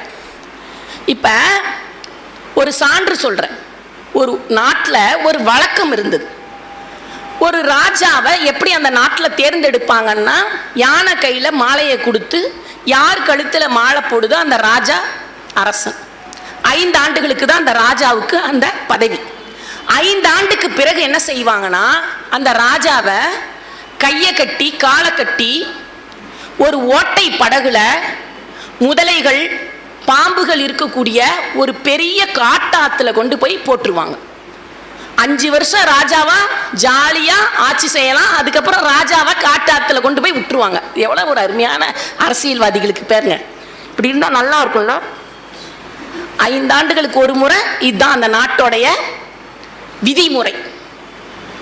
இப்ப 5 அப்போ ராஜாக்கள் என்ன, 5 ஆண்டு முடிஞ்சிருச்சு, ஒரு ராஜாவை கட்டி கொண்டு போறாங்க, போட்டாங்க. இப்ப புது ராஜாவை தேர்ந்தெடுக்க யானை மாலை எடுத்துட்டு போகுது. எவனாவது மாலைக்கு கழுத்தை நீட்டுவானா? எல்லாம் பின்னங்கால் புடனியில் அடிக்க ஓடுறான், கதவை சாத்திக்கிறான். ஒருத்தனும் ஊருக்குள்ளார இல்ல. யானை தேடி தேடி பார்க்குது, சந்து பொந்து எல்லா இடத்துலையும் தேடி பார்க்குது. ஒரு இடத்துல கூட ஒருத்தனையும் காணோம். அப்ப அந்த ஊருக்கு ஒரு ஞானி வரார், தன்னோட சீடர்களோட வரார். அவருக்கு தெரியல பாவம். வந்தவரோட கழுத்துல மாலையை போட்டுருச்சு. மாலையை போட்டோன்னா படபடன்னு எல்லாரும் கதவு திறக்கிறாங்க.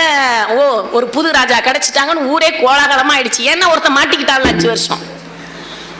அந்த யானை கூட்டிட்டு போய் அரசாட்சியில் உட்கார வச்சவன ஞானிக்கு புரியல. சரி, தான் அரசன் அப்படி கம்பீரமா உட்கார்ந்தவன மந்திரி சோகமா இருந்தார். இந்த ராஜா மந்திரி எந்திரிச்சார். ஏன்பா எல்லாம் சோகமா இருக்கீங்க? இந்த நாட்டோட விதிமுறை உங்களுக்கு தெரியாது, இதுதான் இந்த நாட்டோட சட்டம். 5 வருஷத்துக்கு அப்புறம் உங்க கை காலை கட்டி நாங்க காட்டாத்துல வீசிடுவோம் அப்படின்னு. அப்படியா? அதனால இப்ப நீங்க மாட்டிக்கிட்டீங்க, நல்லா மாட்டிக்கிட்டீங்கன்னா இந்த ஞானி என்ன பண்ணார், அப்படியான்னு உடனே அடுத்த கணம் கம்பீரமாக உட்கார்ந்தார். உடனே திட்டங்களை அமல்படுத்தினார். பல்கலைக்கழகங்கள், பசுமை புரட்சி, தொழிற் புரட்சி, கலைக்கூடங்கள், தொழிற்சாலைகள், நாட்டுக்கு என்னென்ன வேணுமோ அத்தனை அணைக்கட்டுகள் எல்லாத்தையும் செயல் திட்டமாக்குகிறார் அந்த ஞானி. மக்கள்லாம் மகிழ்ச்சியா இருக்காங்க. ஏன்னா இது வரைக்கும் 5 வருஷம் ஆட்சி புரிஞ்ச எந்த ராஜாவும் கம்பீரமா உட்கார்ந்ததுல குத்துக்கால் போட்டு உட்காந்துட்டு கவலையா இருப்பான். சில பேர் படுத்த படுக்கையே ஆயிடுவான். எப்படா சாவானா, செத்து போற தேதி தெரிஞ்சு போச்சு பாருங்க. அதனால எல்லாம் கவலையாகவே இருப்பார்கள். ஆனால் இந்த ராஜா அப்படி இல்லை. 5 ஆண்டுகள்ல நாடே மாறிவிட்டது. நாடு மாறிய பிறகு 5 ஆண்டுகளுக்கு பிறகு இப்ப இந்த ஞானிய கைத்தல கட்டி கொண்டு போறாங்க. எப்பயும் ராஜா அழுவார், மக்கள் சிரிப்பார்கள். இந்த வாட்டி மக்கள் அழுதார்கள், ராஜா சிரித்து கொண்டே போனார். இனிமே ஒரு ராஜா எங்களுக்கு இப்படி கிடைப்பாரா? எவ்வளோ நல்லபடியா நாட்டை ஆட்சி செய்தீர்கள், மாதம் மும்மாறி பெய்தது, நீங்க இப்ப வந்து போக போறீங்களே, ஆனா விதிமுறை இப்படி இருக்கிறதேன்னு சொல்லி அவரெல்லாம் கைத்துல கட்டி ஓட்டப்படுகளை போட்டாங்க. அவர் சிரிச்சிட்டே போனார். அப்ப மந்திரி சொன்னார், இவ்வளவு சிறப்பா ஆட்சி செய்த பிறகும் சாவோம் என்று தெரிந்தும் சிரித்து கொண்டே போகிறீர்களா? உலகத்துல ரொம்ப கஷ்டம் வந்து சாவு. அதனால கண்ணதாசன் சொன்னார், சாவே உனக்கு ஒரு நாள் சாவு வந்து சேராதா.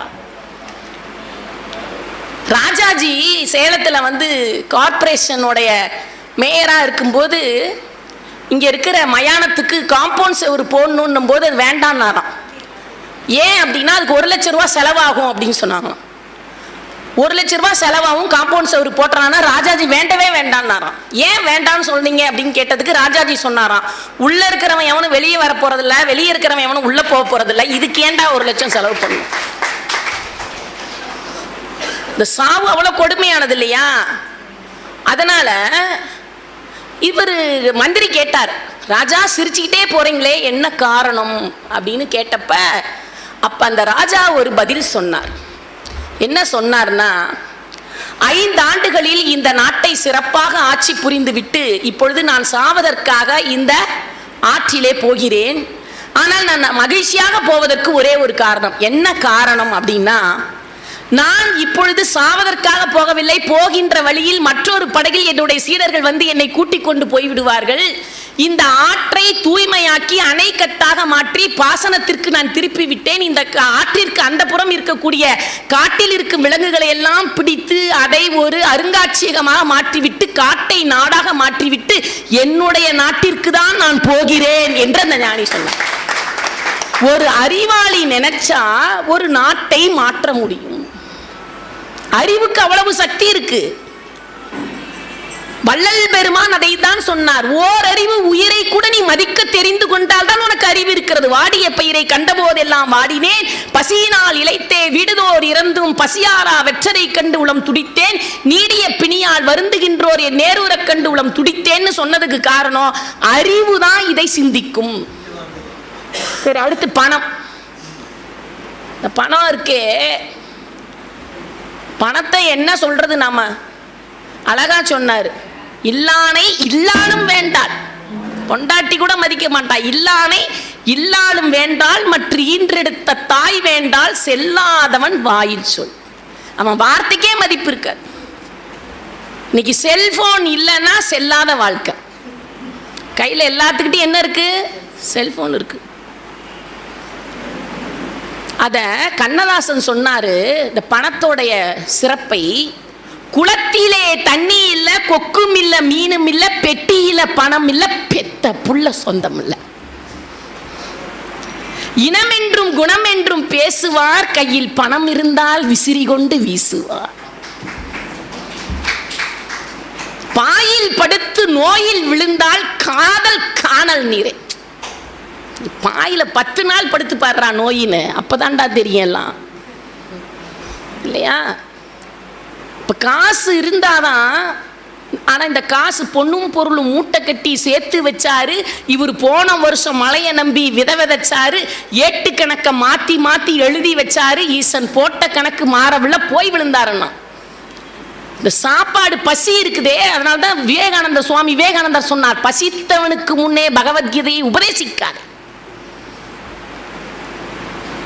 ஒரு விதவையின் கண்ணீரை துடைக்காத, ஏழைக்கு ரொட்டி துண்டு கொடுக்காத மதத்தின் மீது எனக்கு நம்பிக்கை இல்லைன்னார் சுவாமி விவேகானந்தர். எங்க பேசினார்? சிக்காகோவில் பேசினார். எந்த மதமா இருந்தா என்னடா? ஒரு விதவையோட கண்ணீரை உன்னால துடைக்க முடியலன்னா என்னடா அர்த்தம் அப்படின்னு கேட்டார். யாரு? சுவாமி விவேகானந்தர். ஒரு ஏழை வீட்டுல ஒரு பானை பேசுனுச்சான். பானை அன்றொரு நாள் அந்த கண்ணனுக்கு சோறு ஆக்கி கொடுத்தது நானே, பின்னர் இன்று வரை இந்த ஏழை குடிசையில் ஏங்கி கிடப்பதும் நானே. வாரத்தில் ஒரு நாள் கொதிப்பேன் கஞ்சி வார்த்து கொடுப்பதற்காக, சோறாக்கி கொடுப்பதற்காக, பின்னர் ஓரத்திலே பல நாள் கிடப்பேன் நல்ல ஓய்வு பெறுவதற்காக. வீட்டில் உள்ள குழந்தைகள் சாக தஞ்சை அரிசியை பானையில் போட்டு கஞ்சி வடி நீராக்கி குழந்தைகளுக்கு கொடுப்பால் சோறாக்கி. வந்த சுதந்திரம் ஏழைகள் அவை வாழும் முதலைகள் தூங்க, பசி வாட்டும் வயிறுகள் ஏங்க, இப்படியே பசி நீளும் என்றால் இது என்ன சுதந்திர பூமி? ஏன் இத்தனை 1000 சாமி அப்படின்னு கேட்டான். எதுக்குடா இத்தனை சாமி? வள்ளுவர் சொன்னார், இறந்தும் உயிர் வாழ்தல் வேண்டின் பறந்தும் கெடுக உலகு இயற்றியான். ஒருத்தன் பிச்சை எடுத்து தான் வாழணும்னா இந்த உலகத்தை படைத்த இறைவனே நீ ஒளிந்து போனார். யாரு? பாரதியாரும் அதை தானே சொன்னாரு, தனி ஒருவனுக்கு உணவில்லையே இந்த ஜகத்தினை அழித்திடுவோம். அவ்வளவு முக்கியம் காசு, பணம். பணம் இல்லைன்னா ஒன்றும் பண்ண முடியாது. இப்ப இந்த மூணையும் சிந்தித்து பார்க்கின்ற போது இதுல நம்ம விதியை சொல்லிக்கொண்டே இருந்தால் நிற்பவனுக்கு படுத்திருப்பவனுக்கு பாய்தான் சொந்தம், நடப்பவனுக்கு தான் நாடெல்லாம் சொந்தம்.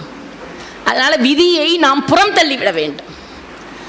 மதியை நாம் மனதிலே ஏந்தி கொண்டு அந்த மதியை மதி மூளையினாலே இயங்குகிறது, அறிவு. இந்த அறிவு என்பதை நாம் நம்முடைய கல்வியாகவும் அனுபவமாகவும் நம் முன்னோர்களுடைய வார்த்தைகளை கேட்டும் அதன்படி வாழ்கின்ற போது இந்த மனித வாழ்வு செம்மையாக மாறுகிறது. இந்த அறிவை வைத்துக்கொண்டு பொருளை ஈட்டுகின்ற இடத்திற்கு நாம் வருகின்ற போது வள்ளுவர் சொல்றார், இந்த பொருளை கொண்டு இரண்டு செய்யலாம், அறத்தை செய்யலாம், இன்பத்தை செய்யலாம். பொருள் நடுவில் நின்று அறத்தையும் கொடுக்கும், இன்பத்தையும் கொடுக்கும். இப்ப ஒரே ஒரு கேள்வி உங்களை பார்த்து கேட்கிறோம், பிள்ளைகள் எதற்கு? ஒரு குழந்தை எதுக்குங்க வேணும்? வாரிசு, அப்புறம் கொல்லி வைக்கிறதுக்கு, அப்புறம் சொத்தை அனுபவிக்கிறதுக்கு, பேர் சொல்றதுக்கு. இப்ப இந்த கொல்லி வைக்கிறதுக்குன்னு சொல்றாங்கல்ல, அது தேவையே இல்லை. ஏன்னா அதுக்கு கையில இப்பவே அவன் கையில கொல்லி வச்சுக்கிட்டு இருக்கான், சிகரெட். ரெண்டாவது சொத்து, அது வேற ஒருத்தன் கைக்கு போயிடும். தின்னாமல் சேர்த்த செல்வம் சொல்லாமல் போகும்னா, நீங்க சேர்த்து வச்சீங்கன்னா அது பிரயோஜனப்படாது. தின்னாமல் சேர்த்த செல்வம் சொல்லாமல் போகும். எவ்வளவு அருமையான வார்த்தை பாருங்க முன்னோர்கள். அடுத்தது மூணாவது என்னது? பேர் சொல்றதுக்கு. பேர் சொல்றதுக்கு எதுக்கு? பையன் ஆதார் கார்டே போதும், செத்த பிறகும் சொல்லிட்டு இருக்கோம். சரியா? இப்ப இதுக்கெல்லாம் தேவையில்லை. எதுக்கு தெரியுமா பிள்ளைகள் வேண்டும்? பெற்றோர்கள் செய்த தானத்தை, தர்மத்தை, அறத்தை அவர்களுக்கு பின்னால் செய்வதற்கு பிள்ளைகள் வேண்டும். அதுக்குதான் அக்கா உமையாள் சந்திரகாசன் ஒரு சான்று. ஐயா மனமன்றத்தை நிறுவனார், அதை அப்படியே மூடிட்டு போயிருக்கலாம். எத்தனை பணி பளு அவங்களுக்கு. எங்க ஒவ்வொரு வாட்டியும் நடத்துறதுக்கு சென்னையில இருந்துட்டு வந்துட்டு போறாங்க. தந்தை நிறுவிய இந்த மனம் மன்றத்தை தனக்கு பின்னால் தன் பிள்ளை நடத்துவார்கள் என்ற நம்பிக்கையில் அதை ஆரம்பிச்சார் அவர். சத்தியத்திற்கு சரிவு இருக்குமே தவிர சாவு இருக்காது, இல்லையா? அடுத்ததா கடைசியா நிக்கிறது அன்பு. அன்பிற்கினியவர்களே, உலகத்தில் தலை சிறந்த ஒன்று எது என்று சொன்னால், மற்ற உயிர்களுக்கு இல்லாத பெருமை அன்பிற்கு மட்டும்தான் உண்டு. இந்த அன்பின் பெருமையை வள்ளல் பெருமான் அன்பெனும் பிடியுள் அகப்படும் மலையை, அன்பெனும் குடில் புகும் அரசே, அன்பெனும் கரத்தமர் அமுதே, அன்புருவாம் பரசிவமை எப்படி சொல்றார் பாருங்க. இந்த அன்பு எதை வேண்டுமானாலும் செய்யும். சுவாமி விவேகானந்தர் சிக்கோகா மாநாட்டில் பேசினாருன்னாங்களே, என்ன பேசினார் தெரியுமா? என்ன பேசினார் சொல்லுங்க பாப்போம். ஒரு வார்த்தை உலகம் எல்லாம் சொல்றாங்க, சகோதர சகோதரிகளேன்னு சொன்னார்னு. ஆனா அதுக்கு முன்னாடி அவர் ஒன்று சொன்னார். கிறிஸ்துவர்கள் கிறிஸ்துவ மதம் பெரிது என்று பேசுகிறார்கள், இஸ்லாமியர்கள் இஸ்லாமிய மதம் பெரிது என்று பேசுகிறார்கள், யூதர்கள் யூத மதம் பெரிது என்று பேசுகிறார்கள், ஜொராஸ்ட்ரியர்கள் ஜொராஸ்ட்ரிய மதம் பெரிது என்று பேசுகிறார்கள், சமணர்கள் சமண மதம் பெரிது என்று பேசுகிறார்கள், பௌத்தர்கள் பௌத்த மதம் பெரிது என்று பேசுகிறார்கள், பார்சி இனத்தவர்கள் தங்கள் மதம் பெரிது என்று பேசுகிறார்கள். நான் சொல்கிறேன், எல்லா மதமும் சிறந்தது என்று சொல்லக்கூடிய இந்து சமயத்தின் சார்பாக பேசுகிறேன் அப்படின்னா. உலகத்துக்கு அன்பை விதைச்சாருங்க விவேகானந்தர். மாநாட்டில் பேசிட்டு வராரு பாரிஸ் நகரத்தில். ஒரு பேர் அவருக்கு தான் முதல்ல கட் அவுட் வச்சாங்க. உலகத்திலே கட் அவுட் வச்சது விவேகானந்தருக்கு தான். பாரிஸ் நகரத்துக்கு வராரு, ஒரு பேர் அழகி வரா, சுவாமி ஐ லவ் யூன்னா. அவ வீட்டில் நிறைய பேர் வரிசையில் நின்னாங்க. ஆனா இவ வரிசையில் நின்னா விவேகானந்தரை பார்க்க. ஏமா என்னை காதலிக்கிறாய் என்று கேட்டதற்கு அவள் ஒரு பதில் சொன்னாள், நான் உங்களை திருமணம் செய்து கொள்ள ஆசைப்படுகிறேன்.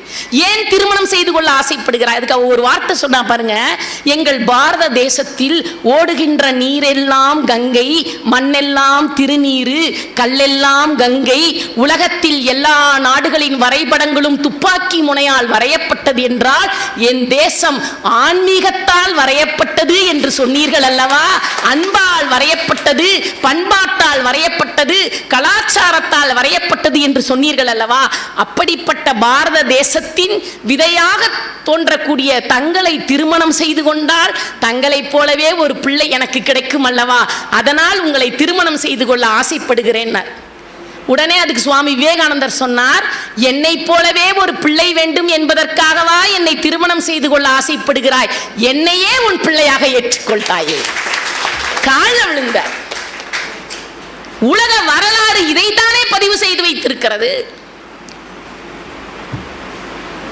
இன்னைக்கு உலகத்துல இத்தனை பிரச்சனைகள் எல்லாம் வருகிறதே.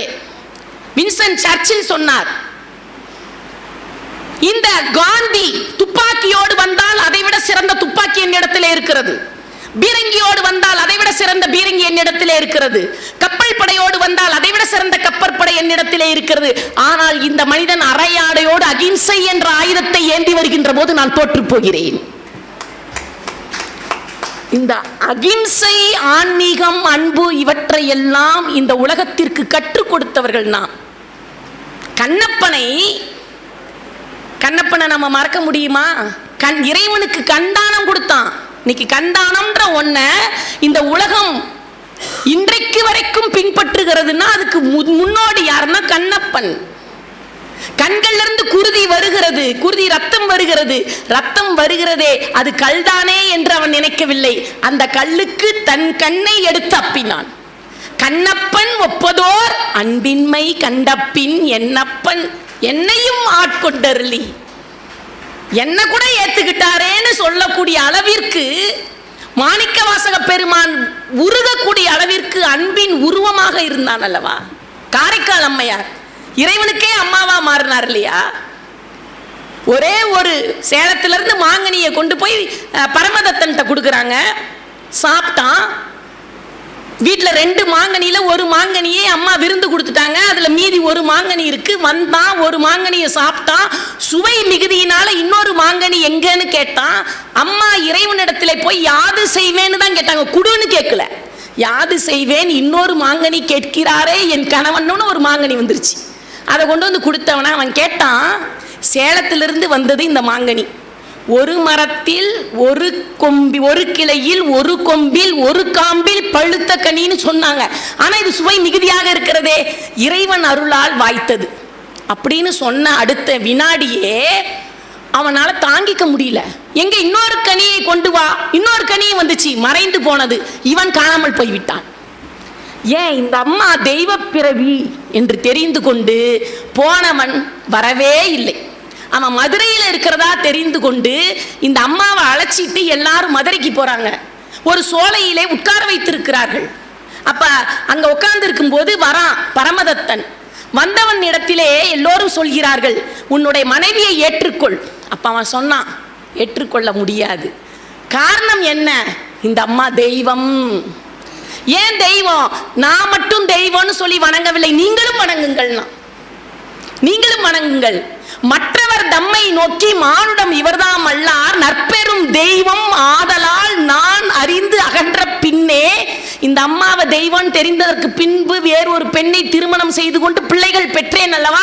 அந்த பிள்ளைகளுக்கு இவளுடைய பெயரை தான் வச்சிருக்கேன். புனிதவதி 1, புனிதவதி 2, புனிதவதி 3ன்னு 3 பிள்ளைகளுக்கு வரிசையா பேர் வச்சிருக்கேன்.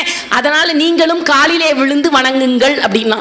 மற்றவர் தம்மை நோக்கி மானுடம் இவர்தாம் அல்லார், நற்பெரும் தெய்வம் ஆதலால் நான் அறிந்து அகன்ற பின்னே பெற்ற இம்மகவு தன்னை பேரிட்டேன், ஆதலால் பொற்பாதம் பணிந்தேன், நீரும் போற்றுதல் செய்மீன் என்று சொல்லி காலிலே விழுந்தான் பரமதத்தன். அம்மா இமயத்திற்கு போனாள். இறைவன் அம்மா என்று கூப்பிட்டான், அம்மா என்று அழைத்தான். வரும் இவள். அம்மா கேட்டா, பார்வதி யார் இவ? இவ நம்மை பாதுகாக்கக்கூடிய அம்மை. வரும் இவள் நம்மை பேணும் அம்மைகான், மற்ற பெருமை சேர் வடிவெல்லாம் வேண்டி பெற்றனள். இந்த வடிவத்தை வேண்டி பெற்றாள். இப்ப அம்மானு ஏன் சொன்னார் சிவபெருமான் காரைக்கால் அம்மையார? ஒரே ஒரு காரணம், ஒருவேளை சிவனடியார் தோற்றத்தில் இவள் வீட்டிற்கு சென்று நான் மாங்கனியை பெறாமல் இருந்திருந்தால் இவள் பரமதத்தனோடு வாழ்ந்து இல்லற வாழ்க்கையிலே ஒரு பிள்ளையை பெற்றிருப்பாள். இவளுடைய இல்லற வாழ்க்கை தடைப்பட்டதற்கும் பிள்ளை பேறு தடைப்பட்டதற்கும் நான் தான் காரணம். அதனால் நானே இவளுக்கு அம்மாவாக மாறுகிறேன் என்று காரைக்கால் அம்மையாருக்கு மகனாக மாறினார் இறைவன். இரவாத இன்பன்பு வேண்டிப்பின் இரவாத இன்பன்பு வேண்டிப்பின் வேண்டுகின்றார். பிறவாமை வேண்டும் மீண்டும் பிறப்பு உண்டேன், உன்னை மறவாமை வேண்டும் இன்னும் வேண்டும் நான் மகிழ்ந்து பாடி, அறவா நீ ஆடும்போது உன் அடியின் கீழ் இருக்க வேண்டும் என்றார். அன்புதான் கேட்கிற அன்னை. அபிராமி பட்டர் தனம் தரும், கல்வி தரும், ஒரு நாளும் தளர்வரியா மனம் தரும், தெய்வ வடிவம் தரும். இதெல்லாம் தரும். யாருக்கு? நெஞ்சில் பஞ்சம் இல்லா அன்பர் என்பவர்க்கே. யாருக்கு? அன்பர் என்பவர்க்கே கணம் தரும் பூங்குழலாள் அபிராமி கடைக்கண்களே. அன்புடையவர்களுக்கு தான் இந்த செல்வம் கிடைக்கும், இந்த நிதி கிடைக்கும். இன்னும் சொல்ல போனால் மார்க்கண்டேயன் விதியையே வென்றான். ஏன்? இறைவன் மீது கொண்ட அன்பினால். சாவித்திரி விதியையே வென்றாள். எதனால்? தன் கணவன் மீது கொண்ட அன்பினால், இறைவன் மீது கொண்ட அன்பினால். அதனால் மக்கள் இனத்தின் மீது யாரெல்லாம் அன்பு கொண்டிருக்கிறார்களோ அவர்கள் மரணத்தையே தாண்டி வாழக்கூடிய ஒரு வாழ்க்கையை பெறுவார்கள். மரணத்தை வென்றெடுக்கக்கூடிய ஆற்றலை இந்த படைப்பாற்றல் வழங்க வேண்டும் என்றால் அவர்களுக்கு அன்பு இருக்க வேண்டும் என்றுதான் நம்முடைய இதிகாசங்கள் இலக்கியங்கள் சொல்கின்ற காரணத்தினால் அனைவரும் அன்பை இதயத்தில் ஏந்துவோம் என்று சொல்லி, துக்கம் கொண்டது கால்வாசி, தூக்கம் கொண்டது கால்வாசி, ஏக்கம் கொண்டது கால்வாசி, மீதம் இருப்பது கால்வாசி, கவலையை தூர துரத்துங்கள், அன்பை நெஞ்சில் ஏந்துங்கள், தவணை முறையில் வாழாமல் சில தவங்கள் செய்வோம் வாருங்கள் என்று சொல்லி கூடியிருக்கும் அத்துணை பேருக்கும் என் இதய தடாகத்தில் பூத்த தாமரை மலர்களை காணிக்கையாக்கி, மணப்பந்தலில் பூத்த மல்லிகை மலர்களை காணிக்கையாக்கி வாய்ப்பிற்கு நன்றி கூறி விடைபெறுகிறேன். நன்றி, வணக்கம்.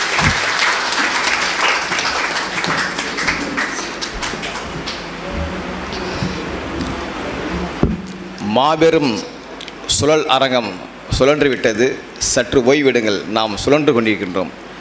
இருக்கை விட்டு எழுந்தால் கீழே விழுந்து விடுவோம். சற்று ஓய்விடுங்கள். திருமதி உமா தேவராஜன் அவர்களுக்கு சந்திரகாசன் அவர்கள் நினைவு பரிசும் பொன்னாடியும் போற்றி மகிழ்கின்றார்கள்.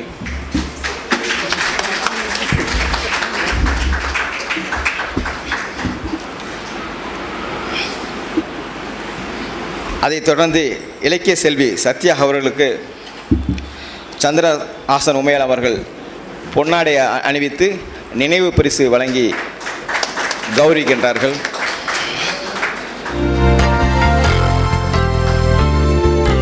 அதனைத் தொடர்ந்து சொல்லரசி நாமக்கல் அகிலா அவர்களுக்கு சந்திரஹாசன் உமையால் அவர்கள் பொன்னாடை போர்த்தி நினைவு பரிசு வழங்கினார்கள்.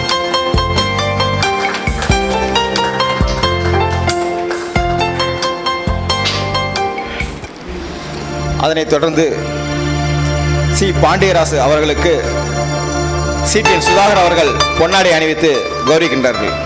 பாண்டியராசு அவர்களுக்கு